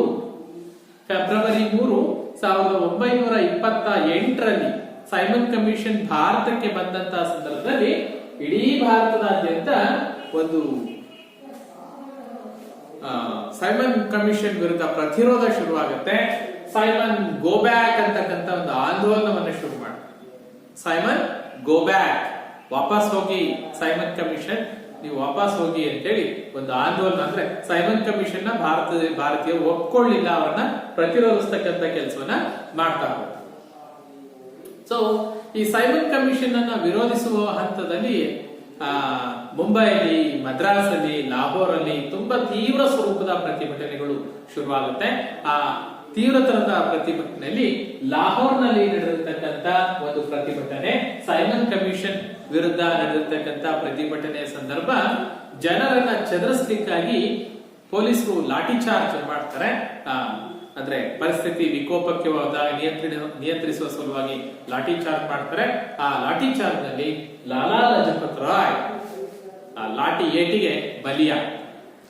ಅಂದ್ರೆ ಲಾಲಾ ಲಜಪತ್ ರಾಯ್ ಒಬ್ಬ ಸ್ವತಂತ್ರ ಹೋರಾಟಗಾರ. ನಮಗೆ ಗೊತ್ತಿದೆ ಲಾಲಾ ಬಾಲ ಪಾಲ ಅಲ್ವಾ, ತೀವ್ರಗಾಮಿಗಳು ಅಂತ ಏನ್ ಕರಿತೀವಿ ಅಲ್ಲೇ ಹೇಳ್ತೀವಿ ಲಾಲಾ ಬಾಲ ಪಾಲ. ಅದರಲ್ಲಿ ಲಾಲಾ ಲಜಪತ್ ರಾಯ್ ಲಾಠಿ ಚಾರ್ಜ್ ನಲ್ಲಿ, ಲಾಹೋರ್ನಲ್ಲಿ ನಡೆದಿರ್ತಕ್ಕಂಥ ಲಾಠಿ ಚಾರ್ಜ್, ಸೈಮನ್ ಕಮಿಷನ್ ವೇಳೆ ನಡೆದಿರ್ತಕ್ಕಂಥ ಲಾಠಿ ಚಾರ್ಜ್ ನಲ್ಲಿ ಲಾಲಾ ಲಜಪತ್ ರಾಯ್ ಮರಣ ಹೊಂದ್ತಾರೆ. ಯಾವಾಗ ಲಾಲಾ ಲಜಪತ್ ರಾಯ್ ಮರಣ ಹೊಂದ್ತಾರೆ ಆಗ ರಾಷ್ಟ್ರೀಯ ಹೋರಾಟ ಇನ್ನಷ್ಟು ತೀವ್ರಗೊಳ್ತಾ ಹೋಗುತ್ತೆ. ಭಾರತೀಯರಲ್ಲಿ ಬ್ರಿಟಿಷರ ವಿರುದ್ಧ ಆಕ್ರೋಶ ಬಹುಲೇ ಇರುತ್ತೆ. ಸೊ ಆ ಸಂದರ್ಭ ಅಂದ್ರೆ ಸೈಮನ್ ಕಮಿಷನ್ ಸಂದರ್ಭದಲ್ಲಿ ಇಷ್ಟೆಲ್ಲ ಪ್ರತಿರೋಧಗಳು ನಡೆಯುತ್ತೆ. ಈ ಸಂದರ್ಭ ಬ್ರಿಟನ್ ಸರ್ಕಾರ ಏನ್ ಮಾಡುತ್ತೆ, ಭಾರತೀಯರಿಗೆ ಒಂದು ಪರೋಕ್ಷವಾದ ಸವಾಲನ್ನ ಹಾಕುತ್ತೆ. ನೋಡಿ, ಈ ಸೈಮನ್ ಕಮಿಷನ್ ವಿರೋಧಿಸಿದ್ದು ಇವೆಲ್ಲ ಮುಂದೆ ಕಾನೂನು ಭಂಗ ಚಳುವಳಿಗೆ ಪ್ರೇರಕವಾಗಿರ್ತಕ್ಕಂಥ ಅಂಶಗಳು ಅಂತ ನಾವು ಗುರುತಿಸ್ತೀವಿ. ನೋಡಿ, ಬ್ರಿಟನ್ ಸರ್ಕಾರ ಒಂದು ಪರೋಕ್ಷ ಸವಾಲನ್ನ ಭಾರತೀಯರ ಮುಂದಿಡುತ್ತೆ. ಏನ್ ಸವಾಲು ಅಂತ ಹೇಳಿದ್ರೆ, ಭಾರತೀಯರು ನಾವು ಸ್ವತಂತ್ರ ಪಡ್ಕೊಳ್ತೀವಿ, ಸ್ವತಂತ್ರ ರಾಷ್ಟ್ರವಾಗ್ತೀವಿ ಅಂತ ಹೇಳಿದಾಗ ಭಾರತಕ್ಕೆ ಬೇಕಾಗಿರ್ತಕ್ಕಂಥ ಒಂದು ಸಂವಿಧಾನವನ್ನ ರಚನೆ ಮಾಡಿಕೊಳ್ಳಿಕ್ಕೆ ನಿಮಗೆ ಒಂದು ವರದಿಯನ್ನ ಕೊಡ್ಲಿಕ್ಕೆ ಆಗತ್ತಾ ಅಂತ ಒಂದು ಸವಾಲ್ ಹಾಕ್ತಾರೆ. ಅಂದ್ರೆ ಪರೋಕ್ಷವಾಗಿ ಎಲ್ಲ ಅದು ಆ ಒಂದು ವರದಿ ಹೇಗಿರ್ಬೇಕು ಅಂತ ಹೇಳಿದ್ರೆ, ಎಲ್ಲ ರಾಜಕೀಯ ಪಕ್ಷಗಳು, ಎಲ್ಲ ಸಮುದಾಯದವರು ಒಪ್ಪಬಹುದಾದಂತಹ, ಎಲ್ಲ ರಾಜಕೀಯ ಪಕ್ಷಗಳಿಗೆ, ಎಲ್ಲ ಸಮುದಾಯದವರಿಗೆ ಒಪ್ಪಿಗೆಯಾಗಬಹುದಾದಂತಹ ಒಂದು ಸಂವಿಧಾನವನ್ನ ರೂಪಿಸುವ ವರದಿ ಸಿದ್ಧಪಡಿಸಲಿಕ್ಕೆ ಭಾರತೀಯರಿಗೆ ಒಂದು ಪರೋಕ್ಷ ಸವಾಲನ್ನ ಬ್ರಿಟಿಷ್ ಸರ್ಕಾರ ಹಾಕಿದೆ. ಈ ಸವಾಲನ್ನ ಭಾರತೀಯರು ಸ್ವೀಕರಿಸ್ತಾರೆ. ಅಂದ್ರೆ ನಾವು ವರದಿಯನ್ನ ಸಿದ್ಧಪಡಿಸ್ತೇವೆ, ಎಲ್ಲ ಸಮುದಾಯಗಳಿಗೂ ಎಲ್ಲ ರಾಜಕೀಯ ಪಕ್ಷಗಳಿಗೂ ಒಪ್ಪಿಗೆ ಆಗಬಹುದಾದಂತಹ ಒಂದು ವರದಿಯನ್ನು ಸಿದ್ಧಪಡಿಸಲಿಕ್ಕೆ ಮೋತಿಲಾಲ್ ನೆಹರು ಅಧ್ಯಕ್ಷತೆಯಲ್ಲಿ ಒಂದು ಸಮಿತಿ ರಚನೆ ಆಗಿದೆ. ಯಾರ ಅಧ್ಯಕ್ಷತೆಯಲ್ಲಿ? ಮೋತಿಲಾಲ್ ನೆಹರು ಅಧ್ಯಕ್ಷತೆಯಲ್ಲಿ ಒಂದು ಸಮಿತಿಯನ್ನ ರಚನೆ ಮಾಡ್ತಾರೆ. ಸಂವಿಧಾನ ರೂಪಿಸುವ ಸಲುವಾಗಿ ಎಲ್ಲರಿಗೂ ಒಪ್ಪಿಗೆಯಾಗಬಹುದಾದ ಒಂದು ವರದಿಯನ್ನು ಸಿದ್ಧಪಡಿಸ್ತಾರೆ. ಮೋತಿಲಾಲ್ ನೆಹರು ಅಧ್ಯಕ್ಷತೆಯಲ್ಲಿ ಹಲವಾರು ಜನ ತುಂಬಾ ಮೇಧಾವಿಗಳನ್ನ, ಬುದ್ಧಿಜೀವಿಗಳನ್ನ ಸೇರಿಸ್ಬಿಟ್ಟು ಒಂದು ಸಮಿತಿಯನ್ನ ರಚನೆ ಮಾಡ್ತಾರೆ. ಆ ಸಮಿತಿ ಸಮರ್ಥವಾಗಿ ಒಂದು ವರದಿಯನ್ನ ಸಿದ್ಧಪಡಿಸುತ್ತೆ. ಇವನ್ ಇನ್ಕ್ಲೂಡಿಂಗ್ ಗಾಂಧೀಜಿ ಕೂಡ ನೆಹರು ಅಧ್ಯಕ್ಷತೆಯಲ್ಲಿ ರಚನೆಯಾಗಿರ್ತಕ್ಕಂಥ ಈ ರೂಪಿಸ್ತಕ್ಕಂಥ ಸಮಿತಿಯನ್ನ ಶ್ಲಾಘಿಸ್ತಾರೆ. ಅವರು ಒಂದು ವರದಿಯನ್ನ ಸಿದ್ಧಪಡಿಸ್ತಾರೆ. ಆ ವರದಿಯಲ್ಲಿ ಏನ್ ಅಂಶಗಳಿತ್ತು? ಮೋತಿಲಾಲ್ ನೆಹರು ಅಧ್ಯಕ್ಷತೆಯಲ್ಲಿ ನೇಮಿಸಿರ್ತಕ್ಕಂತ ಒಂದು ಸಮಿತಿ ಏನಿದೆ, ಆ ಸಮಿತಿಯ ವರದಿಯಲ್ಲಿ ಏನಿತ್ತು ಅಂತ ನೋಡಿದ್ರೆ ಒಂದಷ್ಟು ಪ್ರಮುಖ ಅಂಶಗಳನ್ನ, 4-5 ಪ್ರಮುಖ ಅಂಶಗಳನ್ನ ನೋಡೋದಾದ್ರೆ, ಭಾರತಕ್ಕೆ ಡೊಮೇನಿಯನ್ ಸ್ಟೇಟಸ್ ಅನ್ನ ಕೊಡಬೇಕು ಅಂತ ಪ್ರಬಲವಾಗಿ ಪ್ರತಿಪಾದಿಸ್ತಾರೆ. ಅಂದ್ರೆ ಮೋತಿಲಾಲ್ ನೆಹರು ರೂಪಿಸಿರ್ತಕ್ಕಂಥ ವರದಿಯಲ್ಲಿ ಪ್ರಮುಖವಾಗಿ ಕಾಣಿಸಿರ್ತಕ್ಕಂಥ ಅಂಶ ಭಾರತಕ್ಕೆ ಡೊಮೇನಿಯನ್ ಸ್ಟೇಟಸ್ ಅನ್ನ ಕೊಡಬೇಕು, ಫೆಡರಲ್ ರಾಜ್ಯಕ್ಕೆ ಫೆಡರಲ್ ರಾಜ್ಯ ಸ್ಥಾಪನೆಗೆ ಅವಕಾಶವನ್ನ ಕೊಡಬೇಕು ಅಂತ ಅವರು ತಮ್ಮ ವರದಿಯಲ್ಲಿ ಶಿಫಾರಸು ಮಾಡ್ತಾರೆ, ಪ್ರಬಲವಾಗಿ ಆಗ್ರಹಿಸ್ತಾರೆ. ಈ ಅಂಶಗಳು ನೆನಪಿರಲಿ, ಯಾವ ಅಂಶಗಳಿತ್ತು ಅಂತ. ಒಂದು, ಡೊಮೇನಿಯನ್ ಸ್ಟೇಟಸ್ ಅನ್ನ ಕೊಡಬೇಕು, ಮತ್ತೊಂದು ಫೆಡರಲ್ ರಾಜ್ಯ ಸ್ಥಾಪನೆಗೆ ಅವಕಾಶವನ್ನು ಮಾಡಿಕೊಡ್ಬೇಕು. ಜೊತೆಗೆ ಇಲ್ಲಿವರೆಗೂ ನೀವು ಪ್ರತ್ಯೇಕ ಮತ ಗಟ್ಟೆಗಳು ಅಂತ ಸ್ಥಾಪನೆ ಮಾಡಿದ್ದಾರೆ. ಯಾರಿಗೆ? ಅಲ್ಪಸಂಖ್ಯಾತರಿಗೆ ಪ್ರತ್ಯೇಕ ಮತಕ್ಷೇತ್ರಗಳನ್ನ ಏನು ಮಾಡಿದ್ರಲ್ಲ ಅವುಗಳನ್ನ ಕೊನೆಗೊಳಿಸಬೇಕು. ಅಂದ್ರೆ ಅಲ್ಪಸಂಖ್ಯಾತರಿಗಾಗಿ ಪ್ರತ್ಯೇಕ ಮತಕ್ಷೇತ್ರಗಳ ಅಗತ್ಯ ಇಲ್ಲ, ಅವರಿಗೆ ಬೇಕಾದ್ರೆ ಸಾಮಾನ್ಯ ಮತಕ್ಷೇತ್ರಗಳಲ್ಲಿ ಮೀಸಲಾತಿಗಳನ್ನ ಕೊಡೋಣ ಅನ್ನೋ ಒಪ್ಪಂದಕ್ಕೆ ಬರ್ತಾರೆ. ಸೊ ಹಾಗಾಗಿ ಅಲ್ಪಸಂಖ್ಯಾತರಿಗೆ ಪ್ರತ್ಯೇಕ ಮತಕ್ಷೇತ್ರಗಳ ಕೊನೆಗೊಳಿಸಬೇಕು ಅಂತ ಶಿಫಾರಸು ಮಾಡ್ತಾರೆ. ಜೊತೆಗೆ ಬಹಳ ಮುಖ್ಯವಾಗಿ ಭಾಷಾವಾರು ಪ್ರಾಂತ್ಯಗಳ ರಚನೆಗೆ ಈ ನೆಹರು ವರದಿ ಶಿಫಾರಸನ್ನು ಮಾಡುತ್ತೆ. ಇಡೀ ಭಾರತದಾದ್ಯಂತ ಭಾಷೆಯ ಆಧಾರದ ಮೇಲೆ ಪ್ರಾಂತ್ಯಗಳನ್ನ ಮರು ವಿಂಗಡಣೆ ಮಾಡಬೇಕು ಅನ್ನೋದನ್ನ ತೋರಿಸ್ತಾರೆ. ಜೊತೆಗೆ ಭಾರತೀಯರಿಗೆ ಮೂಲಭೂತ ಹಕ್ಕುಗಳನ್ನ ಕೊಡಬೇಕು ಅನ್ನೋ ಒಂದು ಒತ್ತಡವನ್ನ ಮೋತಿಲಾಲ್ ನೆಹರು ಅಧ್ಯಕ್ಷತೆಯಲ್ಲಿ ಮಾಡಿರ್ತಕ್ಕಂಥ ಒಂದು ಸಮಿತಿ ತನ್ನ ವರದಿಯಲ್ಲಿ ಶಿಫಾರಸನ್ನ ಸರ್ಕಾರಕ್ಕೆ ಕೊಡುತ್ತೆ. ಸೊ ನೆಹರು ವರದಿ ಏನು ಬ್ರಿಟನ್ ಸರ್ಕಾರದ ಕೈ ತಲುಪತ್ತೆ. ಆ ಸಂದರ್ಭದಲ್ಲಿ ಬ್ರಿಟನ್ನಿನ ಪ್ರಧಾನಿ, ಲೇಬರ್ ಪಕ್ಷದ ಪ್ರಧಾನಿ ಇರ್ತಾರೆ, ರಾಮ್ಸೇನ್ ಮ್ಯಾಕ್ಡೋವಲ್ಡ್ ಅಂತಕ್ಕಂಥ ಒಬ್ಬ ಪ್ರಧಾನಿ. ಇವರು ಭಾರತದ ವೈಸ್ರಾಯ್ ಆಗಿರ್ತಕ್ಕಂಥ ಲಾರ್ಡ್ ಇರ್ವಿನ್ ಜೊತೆಗೆ ಮಾತುಕತೆಗಳನ್ನ ನಡೆಸಿ ಈ ಡೊಮೇನಿಯನ್ ಸ್ಟೇಟಸ್ ಏನು ಶಿಫಾರಸು ಮಾಡ್ತಾ ಇದ್ದಾರೆ ಅದನ್ನ ಪರಿಶೀಲನೆ ಮಾಡ್ತೀವಿ ಅನ್ನೋ ಒಂದು ಘೋಷಣೆಯನ್ನ ಹೊರಡಿಸ್ತಾರೆ. ಅಂದ್ರೆ ನಿಮ್ಮ ವರದಿಯನ್ನ ನಾವು ಸ್ವೀಕರಿಸಿದೀವಿ, ನಿಮ್ಮ ವರದಿಯಲ್ಲಿ ಏನು ಶಿಫಾರಸುಗಳನ್ನ ಮಾಡಿದಿರಿ ಆ ಶಿಫಾರಸುಗಳಲ್ಲಿ ಡೊಮೇನಿಯನ್ ಸ್ಟೇಟಸ್ ನ ಕೊಡುವ ಬಗ್ಗೆ ಸರ್ಕಾರ ಪರಿಶೀಲನೆ ಮಾಡುತ್ತೆ ಅನ್ನೋ ಮಾತುಗಳನ್ನ ಬ್ರಿಟನ್ನ ಪ್ರಧಾನಿ ಹೇಳ್ತಾರೆ. ಬಹಳ ಮುಖ್ಯವಾಗಿ ನೋಡಿ, ಇಲ್ಲೆರಡು ಅಂಶಗಳು ಬಂದಿದೆ. ಒಂದು, ಸೈಮನ್ ಕಮಿಷನ್ ವಿರುದ್ಧ ನಡೆದಿರ್ತಕ್ಕಂಥ ಪ್ರತಿಭಟನೆ, ಜೊತೆಗೆ ಸಂವಿಧಾನ ರಚಿಸಲಿಕ್ಕೆ ಒಂದು ಸಮಿತಿಯನ್ನ ರಚನೆ ಮಾಡಿ ಆ ಸಮಿತಿಯ ವರದಿಯನ್ನ ಕೊಟ್ಟಿರ್ತಕ್ಕಂಥ ಅಂಶ. ಇದ್ರ ಜೊತೆಗೆ ಬಹಳ ಮುಖ್ಯವಾಗಿ ಅಂದ್ರೆ 1930ರಲ್ಲಿ ನಡೆದಿರ್ತಕ್ಕಂಥ ಕಾನೂನು ಭಂಗ ಚಳುವಳಿ ಏನಿದೆ, ಕಾನೂನು ಭಂಗ ಚಳುವಳಿಗೆ ಬಹಳ ಪ್ರೇರಣೆಯಾಗಿರ್ತಕ್ಕಂಥ ಒಂದು ಕಾರಣ ಏನು ಅಂತ ಹೇಳಿದ್ರೆ, ಘಟನೆ ಏನು ಅಂತ ಹೇಳಿದ್ರೆ 1929ರಲ್ಲಿ ನಡೆದಿರ್ತಕ್ಕಂಥ ಲಾಹೋರ್ ಕಾಂಗ್ರೆಸ್ ಅಧಿವೇಶನ. ಇತಿಹಾಸದಲ್ಲಿ ಭಾರತದ ಸ್ವತಂತ್ರ ಹೋರಾಟದಲ್ಲಿ ಬಹಳ ಪ್ರಮುಖವಾದಂತಹ ಘಟನೆ ಮಕ್ಕಳೇ, ನೆನ್ಪಿಟ್ಕೊಳ್ಳಿ. 1929ರ ಕಾಂಗ್ರೆಸ್ ಅಧಿವೇಶನ ಎಲ್ಲಿ ನಡೀತು ಅಂತ ಕೇಳಿದ್ರೆ ಲಾಹೋರ್ನಲ್ಲಿ ನಡೀತು. ಈ ಲಾಹೋರ್ ಕಾಂಗ್ರೆಸ್ ಅಧಿವೇಶನದ ಅಧ್ಯಕ್ಷತೆಯನ್ನ ಯಾರು ವಹಿಸಿದ್ರು ಅಂತ ನೋಡಿದ್ರೆ ಜವಾಹರ್ಲಾಲ್ ನೆಹರು. ಇಲ್ಲಿ ನೆಹರು ಅಂತ ಕಾಮನ್ ಆಗಿ ಬಳಸಿದ್ರೆ ಸ್ವಲ್ಪ ಕನ್ಫ್ಯೂಸ್ ಆಗಬಹುದು, ಅದು ಮೋತಿಲಾಲ್ ನೆಹರುನ ಅಥವಾ ಜವಾಹರ್ಲಾಲ್ ನೆಹರುನ ಅಂತ. ಇಲ್ಲಿ ವರದಿ ಸಿದ್ಧಪಡಿಸಲಿಕ್ಕೆ ಒಪ್ಪಿಸಿದ್ದು ಮೋತಿಲಾಲ್ ನೆಹರಿಗೆ, ಆದ್ರೆ ಲಾಹೋರ್ ಕಾಂಗ್ರೆಸ್ ಅಧಿವೇಶನದ ಅಧ್ಯಕ್ಷತೆಯನ್ನು ವಹಿಸಿದ್ದು ಜವಾಹರ್ಲಾಲ್ ನೆಹರು. ನೆಹರು ಅಧ್ಯಕ್ಷತೆಯಲ್ಲಿ ನಡೆದಿರ್ತಕ್ಕಂಥ ಲಾಹೋರ್ ಕಾಂಗ್ರೆಸ್ ಅಧಿವೇಶನದಲ್ಲಿ ಒಂದು ಪ್ರಮುಖ ನಿರ್ಣಯವನ್ನ ಕೈಗೊಳ್ಳಲಾಗಿದೆ. ಬಹಳ ಪ್ರಮುಖವಾಗಿರ್ತಕ್ಕಂಥ ನಿರ್ಣಯ ಏನು ಅಂತ ಹೇಳಿದ್ರೆ, ಪೂರ್ಣ ಸ್ವರಾಜ್ಯ ನಿಮಗೆ ಒಂದು ಅಂಕಕ್ಕೆ ಪ್ರಶ್ನೆ ಕೇಳಬಹುದು, ಪೂರ್ಣ ಸ್ವರಾಜ್ಯದ ನಿರ್ಣಯವನ್ನ ಕೈಗೊಂಡಿರತಕ್ಕಂತ ಕಾಂಗ್ರೆಸ್ ಅಧಿವೇಶನ ಯಾವುದು? ಅಂದ್ರೆ ಯಾವ ಕಾಂಗ್ರೆಸ್ ಅಧಿವೇಶನದಲ್ಲಿ ಎಷ್ಟರಲ್ಲಿ ಸಂಪೂರ್ಣ ಸ್ವರಾಜ್ಯದ ನಿರ್ಣಯವನ್ನ ಕೈಗೊಳ್ಳಲಾಯಿತು ಅಂತ ಕೇಳಬಹುದು.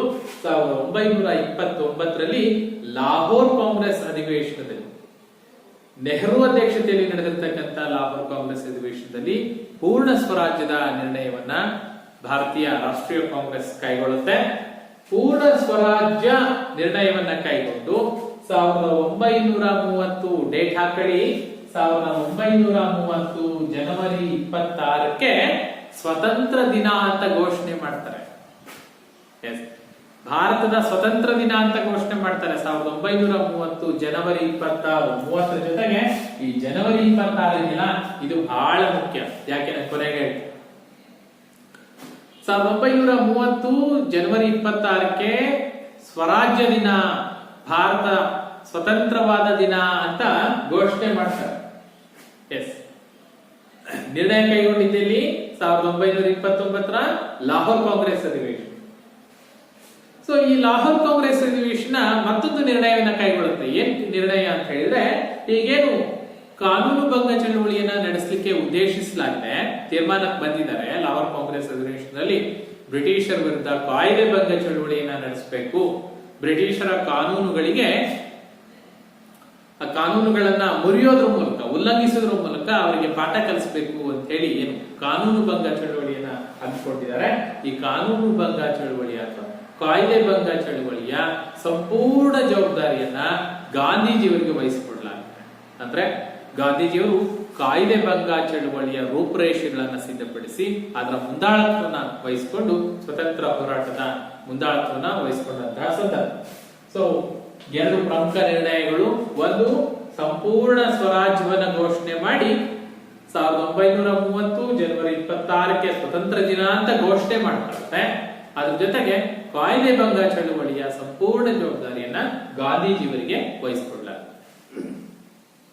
ಎರಡು ಪ್ರಮುಖ ನಿರ್ಣಯಗಳನ್ನ ಲಾಹೋರ್ ಕಾಂಗ್ರೆಸ್ ಅಧಿವೇಶನ ನೆಹರು ಅಧ್ಯಕ್ಷತೆಯಲ್ಲಿ ತೆಗೆದುಕೊಳ್ಳುತ್ತೆ.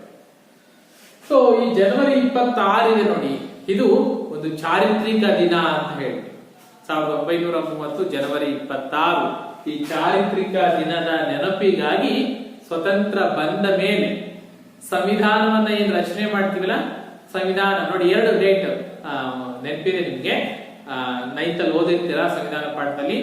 ಸೊ ಏನು ಅಂತ ಹೇಳಿದ್ರೆ, ಒಂದು ಸಂವಿಧಾನ ಅಂಗೀಕಾರವಾದ ದಿನ, ಮತ್ತೊಂದು ಸಂವಿಧಾನ ಜಾರಿಗೆ ಬಂದ ದಿನ ಅಂತ ಎರಡು ಡೇಟ್ ಅನ್ನ ಇದೆ ಅಲ್ವಾ. 1949 ಜನವರಿ 26ಕ್ಕೆ ಅಂಗೀಕಾರ ಆಯ್ತು ಅಂತ ಹೇಳ್ತೀವಿ. 1950 ಜನವರಿ 26ಕ್ಕೆ ಜಾರಿಗೊಳಿಸಲಾಯಿತು ಅಂತ ಹೇಳ್ತೀವಿ. ಈಗ 1949 ನವೆಂಬರ್ 26ಕ್ಕೆ ಅಂಗೀಕಾರ ಆಯ್ತಲ್ಲ, ಅವತ್ತೇ ಜಾರಿಗೊಳಿಸಬಹುದಾಗಿತ್ತಲ್ಲ. ಯಾಕೆ ಜಾರಿಗೊಳಿಸಲಿಲ್ಲ? ಜನವರಿ 26ಕ್ಕೆ ಯಾಕೆ ಜಾರಿಗೊಳಿಸಿದ್ರು ಅಂದ್ರೆ, ಈ ಚಾರಿತ್ರಿಕ ನೆನಪಿಗಾಗಿ.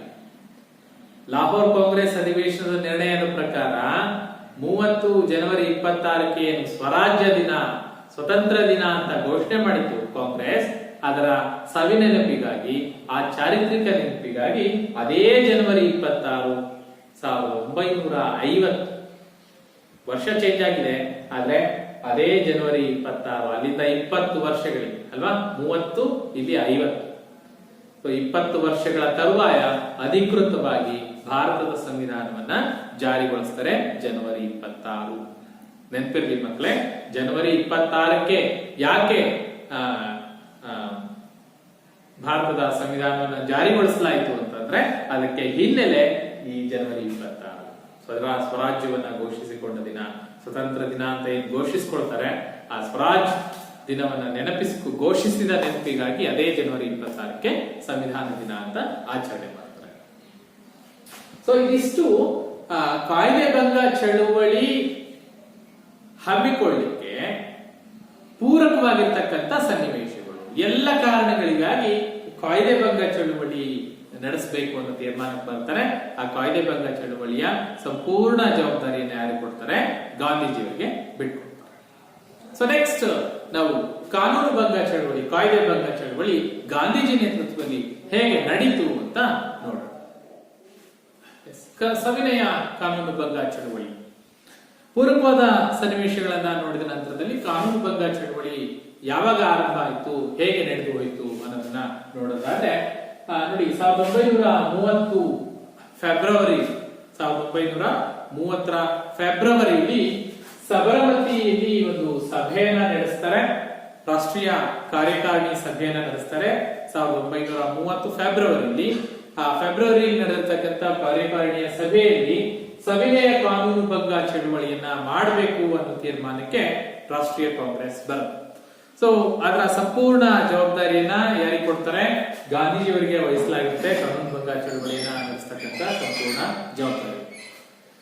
ಸೊ ಅದರ ಪ್ರಕಾರ ಈಗಾಗಲೇ ಹೇಳಿದಾಗೆ ಕಾಂಗ್ರೆಸ್ ಅಧಿವೇಶನ, ಲಾಹೋರ್ ಕಾಂಗ್ರೆಸ್ ಅಧಿವೇಶನ ಏನ್ ಹೇಳಿದ್ವಿ, ಸೊ ಅದು ಸಂಪೂರ್ಣವಾಗಿ ಗಾಂಧೀಜಿಯವರಿಗೆ ವಹಿಸ್ಕೊಟ್ಬಿಟ್ಟಿದೆ. ಸೊ ಗಾಂಧೀಜಿ ಏನ್ ಮಾಡ್ತಾರೆ, 1930 ಮಾರ್ಚ್ 2ನೇ ತಾರೀಕು ಸುಮಾರು 11 ಅಂಶಗಳನ್ನ ಒಳಗೊಂಡಂತೆ ಒಂದು ಪತ್ರವನ್ನ ಬರೀತಾರೆ. 11 ಬೇಡಿಕೆಗಳನ್ನ ಒಳಗೊಂಡಂತೆ ಒಂದು ಪತ್ರವನ್ನ ವೈಸ್ರಾಯ್ಗೆ ಗಾಂಧೀಜಿಯವರು ಬರೀತಾರೆ. 11 ಅಂಶಗಳು, 11 ಬೇಡಿಕೆಗಳನ್ನ ಒಳಗೊಂಡಿರ್ತಕ್ಕಂಥ ಒಂದು ಪಟ್ಟಿಯನ್ನು. ಅದ್ರ ಜೊತೆಗೆ ಹೇಳ್ತಾರೆ, ಇದಕ್ಕೆ ಸ್ಪಂದಿಸಿದ್ರೆ ಸರಿ, ಇಲ್ಲದೆ ಇದ್ರೆ ನಾವು ತೆರಿಗೆ ಬಹಿಷ್ಕಾರದ ಜೊತೆಗೆ ಕಾನೂನು ಭಂಗ ಚಳವಳಿಗೆ ಕರೆ ಕೊಡ್ತೀವಿ, ಹೋರಾಟ ಮಾಡ್ತೀವಿ ಅನ್ನೋ ಎಚ್ಚರಿಕೆಯನ್ನು ಕೂಡ ಕೊಡ್ತಾರೆ. ಆದ್ರೆ ವೈಸ್ರಾಯ್ ಗಾಂಧೀಜಿಯವರ 11 ಅಂಶಗಳ ಬೇಡಿಕೆಯನ್ನು ತಿರಸ್ಕರಿಸಿದ್ರ ಪರಿಣಾಮ ಏನಾಗುತ್ತೆ, 1930 ಮಾರ್ಚ್ 12ನೇ ತಾರೀಕು ಗಾಂಧೀಜಿಯವರು ಕಾನೂನು ಭಂಗ ಚಳವಳಿಗೆ ಅಧಿಕೃತವಾಗಿ ಕರೆ ಕೊಡ್ತಾರೆ. ಸಾಬರಮತಿ ಆಶ್ರಮದಿಂದ, ತಮ್ಮ ಆಶ್ರಮ ಅಲಹಾಬಾದ್ನ ಸಾಬರಮತಿ ಆಶ್ರಮದಿಂದ ದಂಡಿಯವರೆಗೆ, ಗುಜರಾತ್ನ ಕಡಲ ತೀರ ದಂಡಿಯವರೆಗೆ ಸುಮಾರು 375 ಕಿಲೋಮೀಟರ್, ಬಹಳ ಮುಖ್ಯ ಮಕ್ಕಳೇ, 375 ಕಿಲೋಮೀಟರ್ಗಳ ಕಾಲ್ನಡಿಗೆ ಗಾಂಧೀಜಿಯವರು ಕರೆ ಕೊಟ್ಟು ಕಾಲ್ನಡಿಗೆಯಲ್ಲಿ ಸಾಬರಮತಿಯಿಂದ ದಂಡಿಯವರೆಗೆ ಕಾಲ್ನಡಿಗೆಯಲ್ಲಿ ಬರ್ತಾ ಇದ್ದಾರೆ ಗಾಂಧೀಜಿ ಅಂತ ಗೊತ್ತಾದಾಗ ರಾಷ್ಟ್ರವ್ಯಾಪಿ ಎಲ್ಲ ಭಾಗಗಳಿಂದ ಸ್ವತಂತ್ರ ಹೋರಾಟಗಾರರು ಗಾಂಧೀಜಿಯವರನ್ನ ಅನುಸರಿಸ್ತಾರೆ, ಅವ್ರನ್ನ ಹಿಂಬಾಲಿಸ್ತಾರೆ. ದಂಡಿನ ತಲುಪಿರ್ತಕ್ಕಂಥ ಗಾಂಧೀಜಿಯವರು ಏಪ್ರಿಲ್ 6ನೇ ತಾರೀಕು ನೋಡಿ, ಮಾರ್ಚ್ 12ನೇ ತಾರೀಕು ಸಾಬರಮತಿ ಆಶ್ರಮವನ್ನ ಅಲ್ಲಿಂದ ಹೊರಡ್ತಾರೆ. ಹೊರಟು ಏಪ್ರಿಲ್ 6ನೇ ತಾರೀಕು ಸುಮಾರು 375 ಕಿಲೋಮೀಟರ್ನ ಕ್ರಮಿಸಿ ಏಪ್ರಿಲ್ 6ನೇ ತಾರೀಕು ದಂಡಿಯನ್ನ ತಲುಪಿ, ದಂಡಿಯಲ್ಲಿ ಸಮುದ್ರ ತೀರದಲ್ಲಿ ಉಪ್ಪನ್ನ ತಯಾರಿಸಿ ಉಪ್ಪಿನ ಕಾಯಿದೆಯನ್ನ ಮುರಿದು ಉಪ್ಪನ್ನ ಹಂಚುವುದರ ಮೂಲಕ ಉಪ್ಪಿನ ಕಾಯಿದೆಯನ್ನ ಮುರಿತಾರೆ. ಅಂದ್ರೆ ಕಾಯ್ದೆಯನ್ನ ಭಂಗ ಮಾಡಿದ್ರು, ಕಾಯ್ದೆಯನ್ನ ಮುರಿದ್ರು ಅನ್ನೋ ಕಾರಣಕ್ಕೆ ಅದನ್ನ ಕಾನೂನು ಭಂಗ ಚಳವಳಿ, ಬ್ರಿಟಿಷರ ಕಾಯ್ದೆಯನ್ನ ಉಲ್ಲಂಘಿಸ್ತಕ್ಕಂಥದ್ದು. ಅದಕ್ಕೆ ಉಪ್ಪಿನ ಸತ್ಯಾಗ್ರಹ ಅನ್ನುವ ಹೆಸರು ಕೂಡ ಇದೆ. ಉಪ್ಪನ್ನ ವಿತರಿಸುವುದರ ಮೂಲಕ ಉಪ್ಪಿನ ಮೇಲೆ ಇರ್ತಕ್ಕಂಥ ಬ್ರಿಟಿಷರು ಮಾಡಿದಂತಹ ಕಾಯ್ದೆನ ಮುರಿಯೋ ಕೆಲಸವನ್ನ ಮಾಡ್ತಾರೆ. ಸುಮಾರು ಏಪ್ರಿಲ್ 6ರಿಂದ ಏಪ್ರಿಲ್ 13ರವರೆಗೆ ರಾಷ್ಟ್ರೀಯ ಚಳವಳಿ ಸಪ್ತಾಹ ಅಂತ ಕೂಡ ಆಚರಣೆ ಮಾಡ್ತಾರೆ. ಸೊ ಈ ಸಂದರ್ಭದಲ್ಲಿ ಗಾಂಧೀಜಿಯವರ ಜೊತೆ ಅನೇಕ ಸ್ವತಂತ್ರ ಹೋರಾಟಗಾರರು ಭಾಗವಹಿಸಿರ್ತಾರೆ. ಎಲ್ಲರ ಹೆಸರನ್ನ ಹೇಳಿಕ್ ಸಾಧ್ಯ ಇಲ್ಲ. ಒಂದಷ್ಟು ಪ್ರಮುಖರ ಹೆಸರುಗಳನ್ನ ಇಲ್ಲಿ ಹೇಳೋದಾದ್ರೆ, ವಿಜಯಲಕ್ಷ್ಮಿ ಪಂಡಿತ್ ಅವರು ಅವ್ರ ಜೊತೆಗಿದ್ರು, ಗಾಂಧೀಜಿ ಜೊತೆಗಿದ್ರು. ಕಮಲಾ ನೆಹರು ಇದ್ರು, ವಲ್ಲಭಾಯ್ ಪಟೇಲ್, ರಾಜಗೋಪಾಲಾಚಾರಿ, ಬಾಬು ರಾಜೇಂದ್ರ ಪ್ರಸಾದ್, ಎಲ್ಲರ ಜೊತೆ ಎಲ್ಲ ಅದರ ಜೊತೆಗೆ ಬಹಳ ಮುಖ್ಯವಾಗಿ ಕರ್ನಾಟಕದಲ್ಲಿ ಮೈಲಾರ ಮಹಾದೇವಪ್ಪ. ನಾವು ಕರ್ನಾಟಕದಲ್ಲಿ ದಂಡಿ ಸತ್ಯಾಗ್ರಹ ಅಥವಾ ಉಪ್ಪಿನ ಸತ್ಯಾಗ್ರಹ ಅಂತ ಬಂದಾಗ ಕರ್ನಾಟಕದ ದಂಡಿ ಅಂತ ಅಂಕೋಲವನ್ನ ಕರಿತೀವಲ್ವಾ, ಅಲ್ಲಿ ಮೈಲಾರ ಮಹಾದೇವಪ್ಪ ಅಂತಕ್ಕಂಥ ಒಬ್ಬ ಪ್ರಮುಖ ಸ್ವತಂತ್ರ ಹೋರಾಟಗಾರ ಬರ್ತಾನೆ, ಬಹಳ ಚಿಕ್ಕ ವಯಸ್ಸಿನ ಹೋರಾಟಗಾರ. ಸೊ ಇದಿಷ್ಟು ಕಾನೂನು ಭಂಗ ಚಳವಳಿಯನ್ನ ಕುರಿತು ಬರೆಯಿರಿ ಅಂತ ಬಂದಾಗ ಆ ಹಿನ್ನೆಲೆ ಏನಾಗಿತ್ತು, ಯಾವ ಕಾರಣಗಳಿಗಾಗಿ, ಯಾವ ಅಧಿವೇಶನದಲ್ಲಿ ಏನ್ ತೀರ್ಮಾನ ತೆಗೆದುಕೊಂಡ್ರು, ಆ ಪ್ರಕಾರ ಏನು ಇರ್ವಿನ್ನ ಮುಂದೆ 11 ಅಂಶಗಳ ಬೇಡಿಕೆಯನ್ನು ಇಟ್ಟರು. ಅದನ್ನ ವೈಸ್ರಾಯ್ ವಿರೋಧಿಸಿದ ಪರಿಣಾಮವಾಗಿ ಗಾಂಧೀಜಿ ಕಾನೂನು ಭಂಗ ಚಳವಳಿಗೆ ಕರೆ ಕೊಡ್ತಾರೆ. ಮಾರ್ಚ್ 12ಕ್ಕೆ ಕರೆ ಕೊಡ್ತಾರೆ. ಆ ನಂತರದಲ್ಲಿ ಸುಮಾರು ಏಪ್ರಿಲ್ 6ಕ್ಕೆ ದಂಡಿಯನ್ನು ತಲುಪಿಟ್ಟು ಅಲ್ಲಿ ಉಪ್ಪನ್ನ ತಯಾರಿಸುವುದರ ಮೂಲಕ, ಉಪ್ಪನ್ನ ವಿತರಿಸುವುದರ ಮೂಲಕ ಉಪ್ಪಿನ ಮೇಲೆ ಇದ್ದಂತಹ ತೆರಿಗೆಯನ್ನ ಮುರಿತಕ್ಕಂಥ ಪ್ರಯತ್ನವನ್ನು ಮಾಡ್ತಾರೆ. ಸೊ ಇದರ ನಂತರದಲ್ಲಿ ಇದರ ಫಲವಾಗಿ ಗಾಂಧೀಜಿಯವರನ್ನ ಓಲೈಸಲಿಕ್ಕೆ, ಮನವೊಲಿಸುವ ಕಾರಣಕ್ಕಾಗಿ ಬ್ರಿಟಿಷ್ ಸರ್ಕಾರ ದುಂಡು ಮೇಜಿನ ಸಮ್ಮೇಳನಗಳು ಅಂತ ಬರುತ್ತೆ. ಅದನ್ನ ಮುಂದಿನ ತರಗತಿಯಲ್ಲಿ ಅಭ್ಯಾಸ ಮಾಡಿ. ಸೊ ಇವತ್ತು ನಾವು ಏನ್ ಅಂಶಗಳನ್ನ ಕಲ್ತ್ಕೊಂಡಿದೀವಿ ಅಂತ ನೋಡಿದ್ರೆ ಪ್ರಮುಖವಾಗಿ ಎರಡು ಅಂಶಗಳನ್ನ ನಾವು ಪ್ರಮುಖವಾಗಿ ಅಭ್ಯಾಸ ಮಾಡಿದೀವಿ ಮಕ್ಕಳೇ. ಒಂದೇದು ಅಸಹಕಾರ ಚಳವಳಿ, ಮತ್ತೊಂದು ಕಾನೂನು ಭಂಗ ಚಳವಳಿ. ಸೊ ಎರಡೂ ಕೂಡ 4 ಅಂಕಕ್ಕೆ ಕೇಳ್ತಕ್ಕಂತ ಪ್ರಶ್ನೆಗಳು. ಸೊ ಇವತ್ತಿನ ಪಾಠ ಈ ಭಾಗ 2 ಬಹಳ ಪ್ರಮುಖ ಆಗುತ್ತೆ.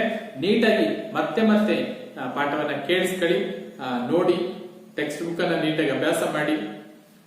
ಎರಡು ಅಂಶಗಳಿವು, ಎರಡು ಇದರಲ್ಲಿ ಯಾವುದು ಅಸಹಕಾರ ಚಳವಳಿಗೆ ಕಾರಣವಾದ ಅಂಶಗಳು, ಅಸಹಕಾರ ಚಳವಳಿಯ ಪ್ರಮುಖ ಘಟನೆಗಳು ಅಂತ ಕಟ್ಕೊಂಡು ಪಾಯಿಂಟ್ ಮಾಡ್ಕೊಳ್ಳಿ. ಹಾಗೆ ಕಾನೂನು ಭಂಗ ಚಳವಳಿಯನ್ನು ಕುರಿತು ಬರೆಯಿರಿ ಅಂತ ಹೇಳಿದ್ರೆ ಒಂದಷ್ಟು ಪಾಯಿಂಟ್ ಗಳನ್ನ ರೆಡಿ ಮಾಡಿ. ಸೊ ಮುಂದಿನ ತರಗತಿಯಲ್ಲಿ ಮತ್ತೆ ಮುಂದಿನ ಕಲಿಕಾಂಶಗಳನ್ನ ಅಭ್ಯಾಸ ಮಾಡೋಣ. ಅಲ್ಲಿವರೆಗೂ ಧನ್ಯವಾದ.